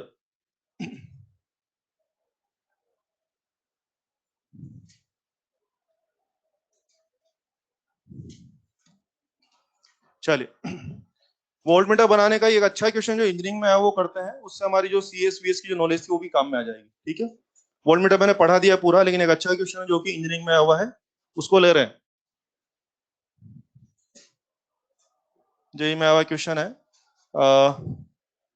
Galvanometer है बेटे, उसमें 150 डिवीजन है, लिख लो शॉर्ट शॉर्ट में।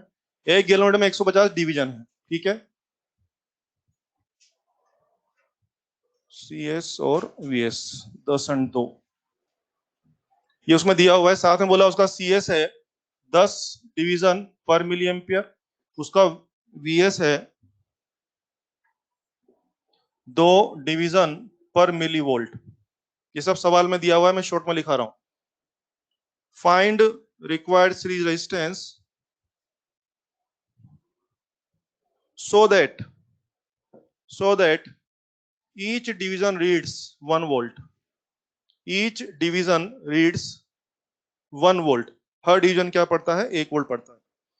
अब जरा मेरी बातों को ध्यान सुने, बाद में सोल्व करें। कम ऑन, पहली बात तो समझ में आ गया, वोल्टमीटर बनाने का सवाल है। वोल्टमीटर बनाने के लिए क्या ये फॉर्मूला इंप्लीमेंट करना पड़ेगा, और बच्चे को ये फॉर्मूला इंप्लीमेंट करने के लिए किस किस की आवश्यकता है? V की, IG की और RG की। पता है मैंने आपको सब चीजें दी है, लेकिन इनडायरेक्टली दी है। कैसे? अब मैं समझाता हूँ। पहली बात तो आप समझिए, आपकी उसमें मार्किंग कितनी है? 150। समझे? डिवीजन समझते ना, मार्किंग 150 डिवीजन है। और आपने मुझे VS और CS दिया हुआ है यार, मुझे VS और CS की जरूरत नहीं भाई साहब, मुझे किसकी जरूरत है? IG की और RG की। कोई बात नहीं, क्या IG RG सब में तैयार कर सकता हूँ? यस, कॉमन सेंस से। कैसे? फर्स्ट ऑफ ऑल, IG क्या था यार? Full deflection current. Full deflection current, जरा इसका मीनिंग पकड़ेंगे CS का। 1 मिली एम्पियर करंट चलाने पे सुई कहां जाती है? 10 पे। 1 मिली एम्पियर पे सुई कहां जाती है? 10 पे। तो 150 पे जाने के लिए क्या 15 करंट चलाना पड़ेगा? Common sense. फिर सुन लो, 1 मिली एम्पियर सुई कहां जाती है? 10 डिवीजन पे। तो 2 मिली एम्पियर से कहां जाएगी? 20 पे। 3 से कहां जाएगी? 30 पे। तो बोलिए, पूरा 150 पे ले जाने के लिए कितना करंट रिक्वायर्ड है? क्या 15 मिली एम्पियर? यस। तो बोलिए, क्या एक तरह से IG का जुगाड़ हो गया 15 मिली एम्पियर? मेरे वतन के लोगों, कुछ पता लग रहा है कैसे लिखा है? पता लग रहा है सच में? चलिए, ये हो गया। VG बताएंगे अब, अगर हो गया तो बोलिए VG कितना? कमान कमान कमान। हाँ, वेरी गुड। क्या 75 मिली वोल्ट या volt? Milli volt. Very good. कैसे सोच रहे हैं बच्चे? 1 मिली वोल्ट लगाने पे आपकी सुई पहुंचती है 2 डिवीजन। पूरा 150 पे ले जाने के लिए क्या करें? क्या 75 मिली वोल्ट लगाना पड़ेगा? बोलो बच्चे, क्या मैंने दोनों चीजें जुगाड़ ली? आपने मुझे VG और IG नहीं दिया, आपने मुझे CS VS दिया था, लेकिन मुझे मीनिंग पकड़ में आता है ना, अभी सिखा रहा था थोड़ी देर पहले। तो आपने मुझे VG और IG का इंतजाम कर दिया। और हाँ, मुझे RG भी चाहिए होगा। क्या मैं RG बना लूं? RG simply VG upon IG। हाँ, RG तो मैं CS अपॉन VS से भी बना सकता था, और RG तो मैं इससे ही बना सकता हूँ। लेकिन पता है मैंने इतना कष्ट क्यों किया? क्योंकि सिर्फ CS और VS से मेरा काम नहीं चल रहा था, क्या मुझे IG की भी जरूरत थी ना, इसलिए काम किया थोड़ा सा। अब तो RG बना लीजिए। RG कितना आ रहा है? 5 मिली ओम या ओम? मिली और मिली रहेंगे कि उड़ा देंगे? हो गया, ये हो गया। और हाँ हाँ, और आपको रेंज भी तो चाहिए ना, किस रेंज का बनाना है? मैंने तो बोला नहीं, क्या 150 वोल्ट रेंज चाहिए? फील करो, एक डिवीजन क्या पड़े? 1 वोल्ट पड़े, तो फिर पूरे 150 डिवीजन क्या पड़ेंगे? फील करो, ये रहा मार्किंग। अगर एक डिवीजन 1 वोल्ट को रिप्रेजेंट करे तो पूरे 150 division. Come on, indirectly required range is, indirectly required range is 150 volt. क्या वोल्ट मीटर 150 वोल्ट का बनवाना है? सब तैयारी हो गई, अब आंसर ला सकते हैं क्या? Come on, gate the answer. 99, कितनी बार 9? 3 बार या 4 बार? 9995। हाँ, ये आ रहा है बराबर? चेक करें जल्दी से, जल्दी से चेक करें कितना आ रहा है। आ रहा है भैया? 9995। हाँ, और बराबर V upon IG। 150 minus IG बोले तो IG कितना यार? 15 या 15 मिली। जब भी मिली, जहां भी मिली, 5, 9995 ओम। क्या मुझे डायरेक्टली बता सकते हैं इस वोल्ट मीटर का रेजिस्टेंस कितना होगा? कमान कमान, जल्दी बोलो। 10,000। बहुत अच्छा, 10,000।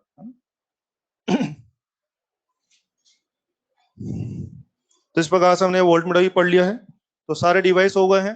अब चीजों को आगे बढ़ाते हैं। 5 और डिवाइस मैंने आपको पढ़ा दिए। कंफर्टेबल है आप लोग? ठीक है ना? चलिए, एक अपने एक छोटा सा टॉपिक है, colour coding of carbon resistance. बता दूं वो? आता है सब लोगों को? बताऊं कि नहीं? फिर आता है तो क्यों बता दो बे?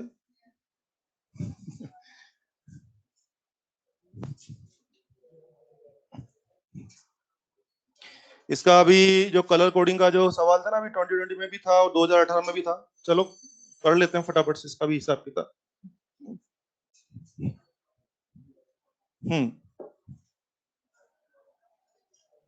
Colour coding of carbon resistance.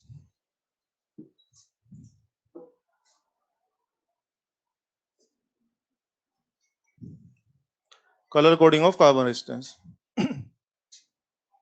जब भी हम कोई सर्किट में रेजिस्टेंस बनाते हैं तो फर्स्ट ऑफ ऑल आपने देखा होगा सर्किट में जो रेजिस्टेंस बनते हैं ना, वो जनरली कार्बन के बने होते हैं। जिसको हम पढ़ने जा रहे हैं रेजिस्टेंस जनरली किसके बने होते हैं? कार्बन।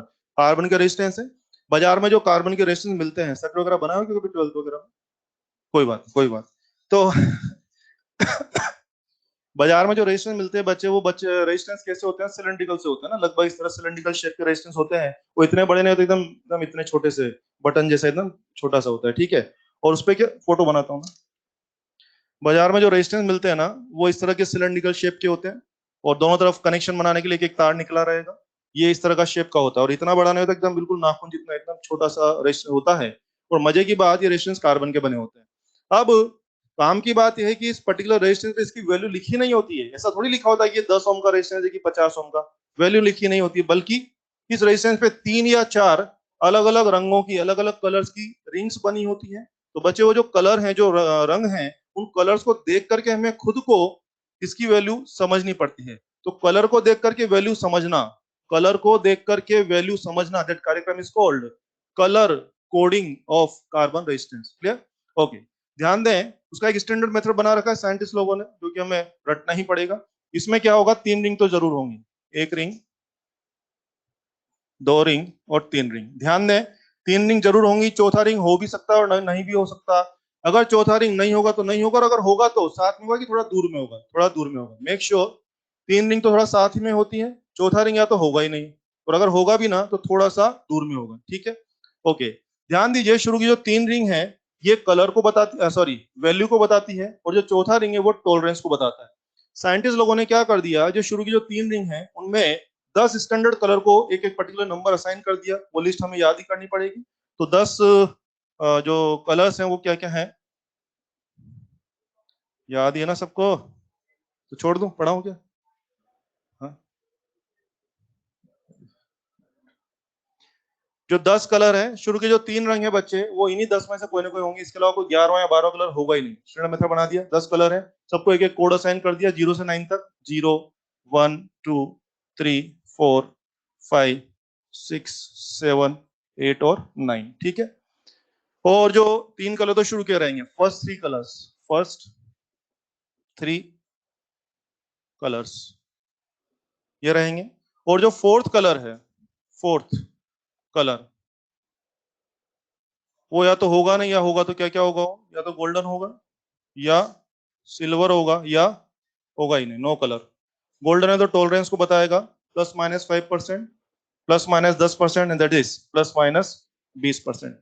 मेक श्योर शुरू के 3 कलर सिर्फ वैल्यू डिसाइड करवाते हैं, और फोर्थ कलर टॉलरेंस डिसाइड कराता है। टॉलरेंस बोले तो आपके रेजिस्टेंस की वैल्यू में प्लस माइनस में कितना वेरिएशन पॉसिबल है, कितना अप डाउन पॉसिबल, कितना चेंज पॉसिबल है। टॉलरेंस मतलब वेरिएशन, समथिंग लाइक दैट, ये हो जाएगा। अब ध्यान दीजिए, जो भी कलर्स होंगे, मान लीजिए, अच्छा ये जो है ना, ये सब पता होगा ना आपको, ये क्या है? ब्लैक। इसको, अच्छा इसको रटने का क्रम बताया हुआ है, याद है ना? किताब में भी लिखा होता है, बीबी रॉय गोस बॉम्बे वेरी गुड वाइफ, ऐसा बोल के। हाँ, लोगों की आंखों में चमक आ गई वेरी गुड वाइफ सुन के। है टाइम है अभी, हाँ इधर ध्यान दो बे। जैसे कोई आदमी का नाम होता है मिस्टर बीबी रॉय, अब इसको कई किताब में ग्रेट ब्रिटेन लिखते हैं, कोई क्या बोलता है, कोई क्या, कुछ मिला के याद करना है यार, नहीं कुछ भी बोल के याद कर लो। बीबी रॉय गोस बॉम्बे, या ग्रेट बॉम्बे, या ग्रेट ब्रिटेन, हाँ, या बोले ग्रेट बिहार। ठीक है, ज्यादा अच्छा हुआ रहेगा, ग्रेट बिहार, कमान। B B Roy great Bihar and very good wife, ऐसा बोल के रहेगा, ठीक है। अच्छा, इसमें ध्यान दें, इसमें बी 3 बार आ गया ना, तो कौन सा बी फॉर ब्लू है, कौन सा बी फॉर ब्लैक है, तो पता होना चाहिए, होना सब मल्टीप्लाइड हो जाएगा। जी भी 2 बार आया हुआ है, तो कौन सा जी फॉर ग्रीन है, कौन सा जी फॉर ग्रे, पता होना चाहिए, होना सब लफड़ा हो जाएगा। मुझे बता दो ना फटाफट से, ये बी फॉर ब्लैक, और दिस वन आर तो रेड ही होगा। वो तो ऑरेंज ही होगा, ये तो येलो ही होगा। This is green, this is blue, and this is violet, this is grey, and this is white. ये होगा ना, अपनी नहीं, अपनी नहीं, ठीक है, ये हो जाएगा। अब इसका स्टैंडर्ड प्रोसीजर बताया हुआ है। हम क्या करेंगे जब भी आएगा, मान लीजिए पहला कलर इस लिस्ट के हिसाब से एक्स कोड है उसका, दूसरे का वाई कोड है, तीसरे का जेड और इसका टी फॉर टॉलरेंस, ठीक है। तो स्टैंडर्ड प्रोसीजर क्या बता रखा है, रेजिस्टेंस क्या होगा बेटे, एक्स और वाई दो नंबर्स को तो एक के बाद एक सीक्वेंसली लिख दो, मल्टीप्लाई नहीं करना है, मल्टीप्लाई नहीं करें, एक के बाद एक लाइन से लिख दिया, इनटू 10 पावर z, ये तो रेजिस्टेंस की वैल्यू, और प्लस माइनस टॉलरेंस। ये स्टैंडर्ड फॉर्मेट में आपको चीजों को अरेंज करना है। लिख दीजिए फटाफट से, एक दो सवाल बना ही लेते हैं, इनको ठीक लगता है बना दो फटाफट से। वो दोनों सवाल कर लेते हैं जो एग्जाम में आए हुए हैं, दोनों क्वेश्चन है मेरे पास।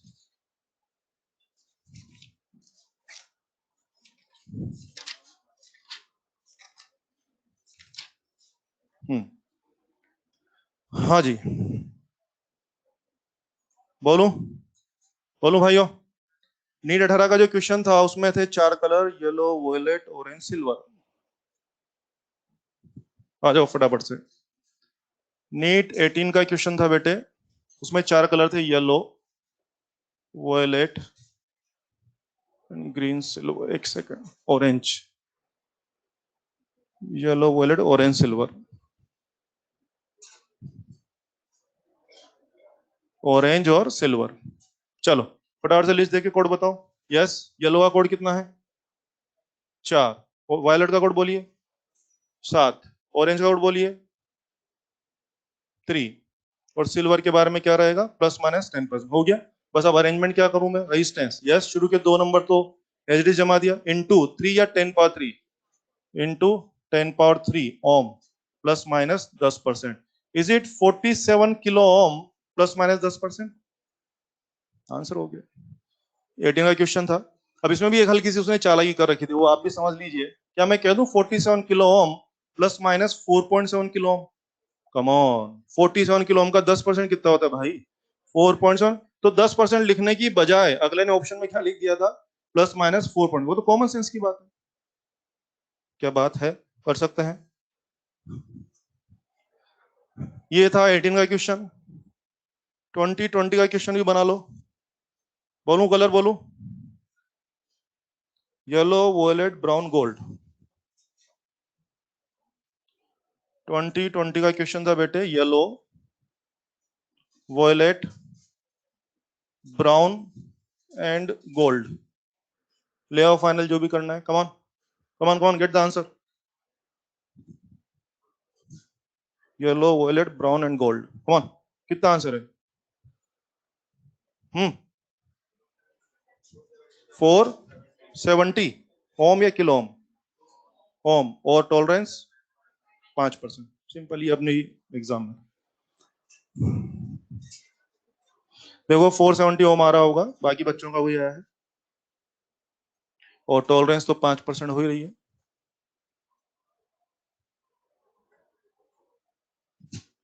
येलो का कोड है 4, वॉयलेट का कोड है 7, और ब्राउन का कोड है 1, और ये तो हो गया आपका +-5%।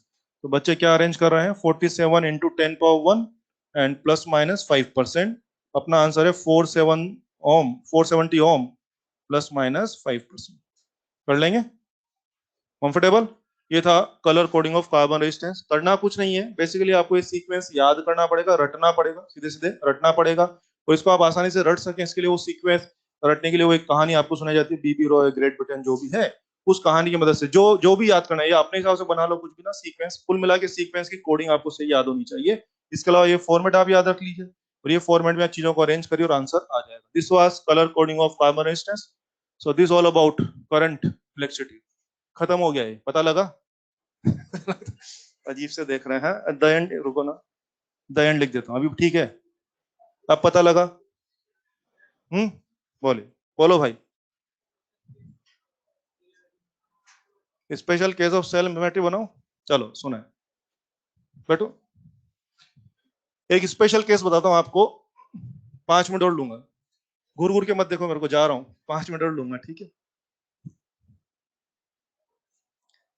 सुने, आपके बुक में एक क्वेश्चन नंबर है 82, मॉड्यूल एक्सरसाइज में है। कौन सी एक्सरसाइज अपनी घंटी के एक्सरसाइज 1 में है? अच्छा सुने, एक्सरसाइज 1 में क्वेश्चन नंबर 82 है ना? 82 है ना वो? चलिए 2 मिनट बाद सुने, बस खत्म कर रहे हैं, 5 मिनट में क्लास खत्म कर रहे हैं। 2 मिनट सुने, 5 मिनट में खत्म कर रहे हैं, ठीक है? आपको याद है अपन सेल ग्रुपिंग पढ़ रहे थे ना एक बार, सेल ग्रुपिंग सीरीज थोड़ा सा मैंने आपको बताया। बेटे सेल ग्रुपिंग का एक स्पेशल केस हमारे पास है कि मान लीजिए सेल्स का मैं मान लीजिए एक मैट्रिक्स बना दूं, तो उस मैट्रिक्स में कुछ स्पेशल बात निकलने वाली। पहले मैं टॉपिक समझाता, फिर आप लिख लेना। कमान, जैसे मान लीजिए मेरे पास एन आइडेंटिकल सेल है, एन आइडेंटिकल सेल, हर एक की कहानी है ई और आर, और लोड रेजिस्टेंस है बेटे मान लीजिए कैपिटल आर। तो मुझे बोल रहे हैं कि इसका मैट्रिक्स अरेंजमेंट करना है। मैट्रिक्स अरेंजमेंट मतलब लिख ही देता हूं मैं, मैट्रिक्स क्या बना रहे हैं हम लोग? मैट्रिक्स बना रहे हैं। जरा समझिए मैट्रिक्स बनाने का मतलब क्या है, बस 2 मिनट में खत्म हो जाएगा, सुनते जाएं। डेटा बोलता हूं, मान लीजिए मैंने आपको 100 सेल दिए, मैंने आपको 100 सेल दिए, मैंने आपको बोला मैट्रिक्स बना दे। मैट्रिक्स का मतलब समझ गए ना, कुछ रोज रहेंगे और कुछ, ओके। मैट्रिक्स बनाने के बहुत सारे आइडियाज है, बहुत सारे आइडिया कैसे। कोई आदमी बोल सकता है कि 100 सेल है ना, तो ऐसा करते हैं 2 रोज और एक में 50-50 कर देते हैं। कोई दूसरा बंदा बोलेगा सर ऐसा करो 4 रो ले लेते हैं और 25-25 कर लेते हैं। कोई तीसरा बंदा क्या बोलेगा, सर 5 रो कर लो और 20-20 कर लो। कोई बोलेगा सर 10 रो और हर एक में 10-10 कर लो। कोई बोलेगा सर 20 रो कर लो और हर एक में 5-5 कर लो। तो बताइए मैट्रिक्स बनाने का एक आइडिया कि बहुत सारे आइडिया? बहुत सारे आइडिया है, उसमें से हमें ऑप्टिमम आइडिया पकड़ के लाना है जो कि मुझे बेस्ट करंट या बेस्ट पावर देता होगा। थीम समझ में आ गया? मैट्रिक्स बनाने के तो बहुत सारे आइडिया हैं, लेकिन हमें वो ऑप्टिमम आइडिया चूज करना है जो कि हमें क्या दे देगा, बेस्ट पावर या बेस्ट करंट देगा। आइए, तो अगर मैं सिंपलाइज इसको सिंपलाइज करूं बेटे, तो ये मानिए एक रो में मान लेते हैं एस सेल है, एस बोले तो सीरीज, जानबूझ के नंबर ऑफ सेल को क्या ले लिया, एस, एस बोले तो सीरीज, और मान लेते हैं इस तरह की पी रोज मेरे पास है। सब समझ में आ जाएगा, सुनते जाएं। P rows, P for parallel, और ये पूरे अरेंजमेंट पे क्या लगा दिया, लोड लगा दिया। अब आ जाओ बात कर लेते हैं, फिर समझिए। मेरे पास एन सेल थे, एन सेल का मैंने क्या किया, आपने बोला सब मैट्रिक्स बनाओ। मैट्रिक्स मतलब कुछ रोज होनी चाहिए और हर रो में सेम नंबर ऑफ सेल होने चाहिए। मैंने मान लिया हर रो में S cell S cell S cell S cell करके बहुत सारी रोज हैं। कितनी रोज हैं? पी रोज हैं। क्या आप जान रहे हैं हर रो के सभी सेल आपस में सीरीज में है? क्या आप जान रहे हैं सारी रोज आपस में पैरेलल हैं? तो मैंने जानबूझ के सिंबल हुए रखा है, एस बोले तो सीरीज और पी बोले तो थोड़ा सा बोलना सुनना आसान रहेगा, ठीक है? और हाँ, इस पूरे नेटवर्क के ऊपर कितना लगा दिया मैंने, लोड लगा दिया, आर लगा दिया, ठीक है? ओके, अब आपने बोला यार इसका हिसाब कर भाई, हिसाब कर। आई थिंक पहली बात तो आपको समझ में आती होगी, एस इंटू पी बराबर एन होगा। इतना समझ में आता ना, एस इंटू पी बराबर एन होगा, सही बात है। अगर मैं इसका नेट सेल बनाऊं एक बार में, तो आप मेरी मदद करेंगे ना? आओ नेट सेल बनवाओगे मुझे, कमान। एक लाइन का ईएमएफ कितना होगा, S E, S C S C S C कई बार पैरेलल है, आंसर विल बी पी बार पैरेलल है, तो भी आंसर एस सी होगा। वेरी गुड, बहुत ही सुंदर बोला आपने, एस ई। कमान, एक लाइन का इंटरनल है S R, S R S R S R P बार पैरेलल है। कमान कमान, क्या एस आर बाई पी, क्या नेट सेल बन गया ये? और नेट सेल पे लोड लगाए घूम रहे हो कितना? हाँ ये हो गया। तो बेटे नेट सेल ये हो गया। Yes, condition for P max and I max, come on, condition for P max and I max is R बराबर एस आर बाई पी। क्या मैं ऐसे याद कर लू इसको कि एस बाई पी बराबर आर बाई आर? ये मेरा केस है, ठीक है? अब मैं इसको एक सवाल के थ्रू समझाता हूं। बस छोटा सवाल है, बच्चों को परेशान नहीं होना है, और उस सवाल से मैं बहुत अच्छे से आपको एक्सप्लेन भी कर पाऊंगा कि थीम क्या है इसका, ठीक है?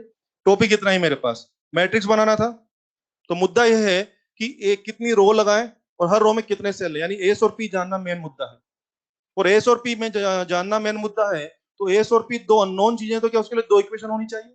तो एक इक्वेशन तो क्या हो गई, सिंपल, एस इंटू पी बराबर टोटल नंबर ऑफ सेल। और दूसरी इक्वेशन क्या हो गई है, एस बाई पी बराबर आर बाई आर। ये दो इक्वेशन है।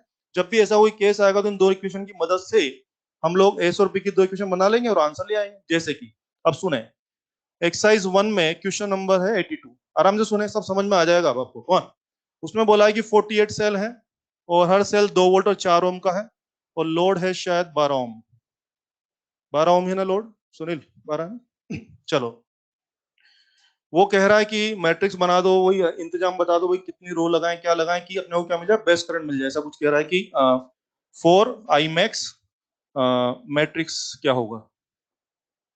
आ जाएगा क्या समझ में? थोड़ा शॉर्ट में लिख दिया। बोले क्या करें, कितनी रो, क्योंकि देखो ना 48 सेलों को जमाने के बहुत सारे आइडिया। कैसे आइडिया सुनो, कोई बंदा, मैं बोलूंगा मैट्रिक्स बना दो, कोई बच्चा क्या बोलेगा, सर ऐसा करें 2 रो लगा लेते हैं और 24-24 कर लेते हैं। कोई तीसरा बच्चा क्या बोलेगा, सर 16-16 की 3 रो लगा लेते हैं, समझ रहे हैं, 12-12 की 4 रो लगा लेते हैं। तो बहुत सारे आइडिया हैं। तो फिर हमें, मैंने आपको बोला नहीं नहीं सारे आइडिया नहीं चलेंगे, ऐसा बेस्ट आइडिया चूज करके ला, ढूंढ करके ला कि मेरे को करंट क्या मिलनी चाहिए, बेस्ट। तो अल्टीमेटली एस और पी निकालना है, आ जाओ। सबसे पहला एस इंटू पी बराबर क्या, 48। कम ऑन, एस और पी 48। एस बाई पी बराबर R by R. Come on, R by R, बोली कैपिटल आर कितना, बोलो जल्दी बोलो, मैं गलत लिख दूंगा। हाँ, स्मॉल आर कितना, 4। Come on, is it 3? दो इक्वेशन, दो अननोन। बच्चे आप इसको सोल्व कर लीजिए। एस तो आ रहा है 12 और पी आ रहा है 4। सोल्व कर लो आराम से। देखो 12 और 4 48 और 12 4 आ गया। क्या मैंने दो इक्वेशन बना के दोनों को सोल्व कर लिया? तो एस की वैल्यू कितनी आ गई है, 12, और पी की वैल्यू कितनी आ गई, 4। द थीम इज, कितनी रोज बनाई जाए, कितनी रोज बनाई जाए, कम ऑन, 12 या 4, कितनी रोज बनाई जाए, कम ऑन, कितनी रोज बनाई जाए, 12 या 4, 4, और हर रो में कितने सेल रखे जाए, 12। यस, यानी कि बेस्ट इंतजाम क्या होगा कि 48 सेल होगा, वैसे जब आएगी 4 तो रो रखिए और हर एक में 12-12 सेल रखेंगे। अगर आप ऐसा करेंगे तो आपको बेस्ट करंट मिलेगा। और अगर आप दूसरे आइडियाज करेंगे, दूसरे आइडियाज बोले तो किसी ने 3 रो रख के 16-16 कर दिया, कम करंट मिलेगा। किसी ने 2 रो रख के 24-24 कर दिया, कम करंट मिलेगा। किसी ने 8 रो रख के 6-6 सेल कर दिया, कम करंट मिलेगा। बेस्ट करंट कब मिलेगा, 4 रो रखिए, हर एक में हर एक में 12-12 रखिए तो बेस्ट करंट मिलेगा। ये इसका थीम है। क्या थोड़ा समझ में आया है? हम्म।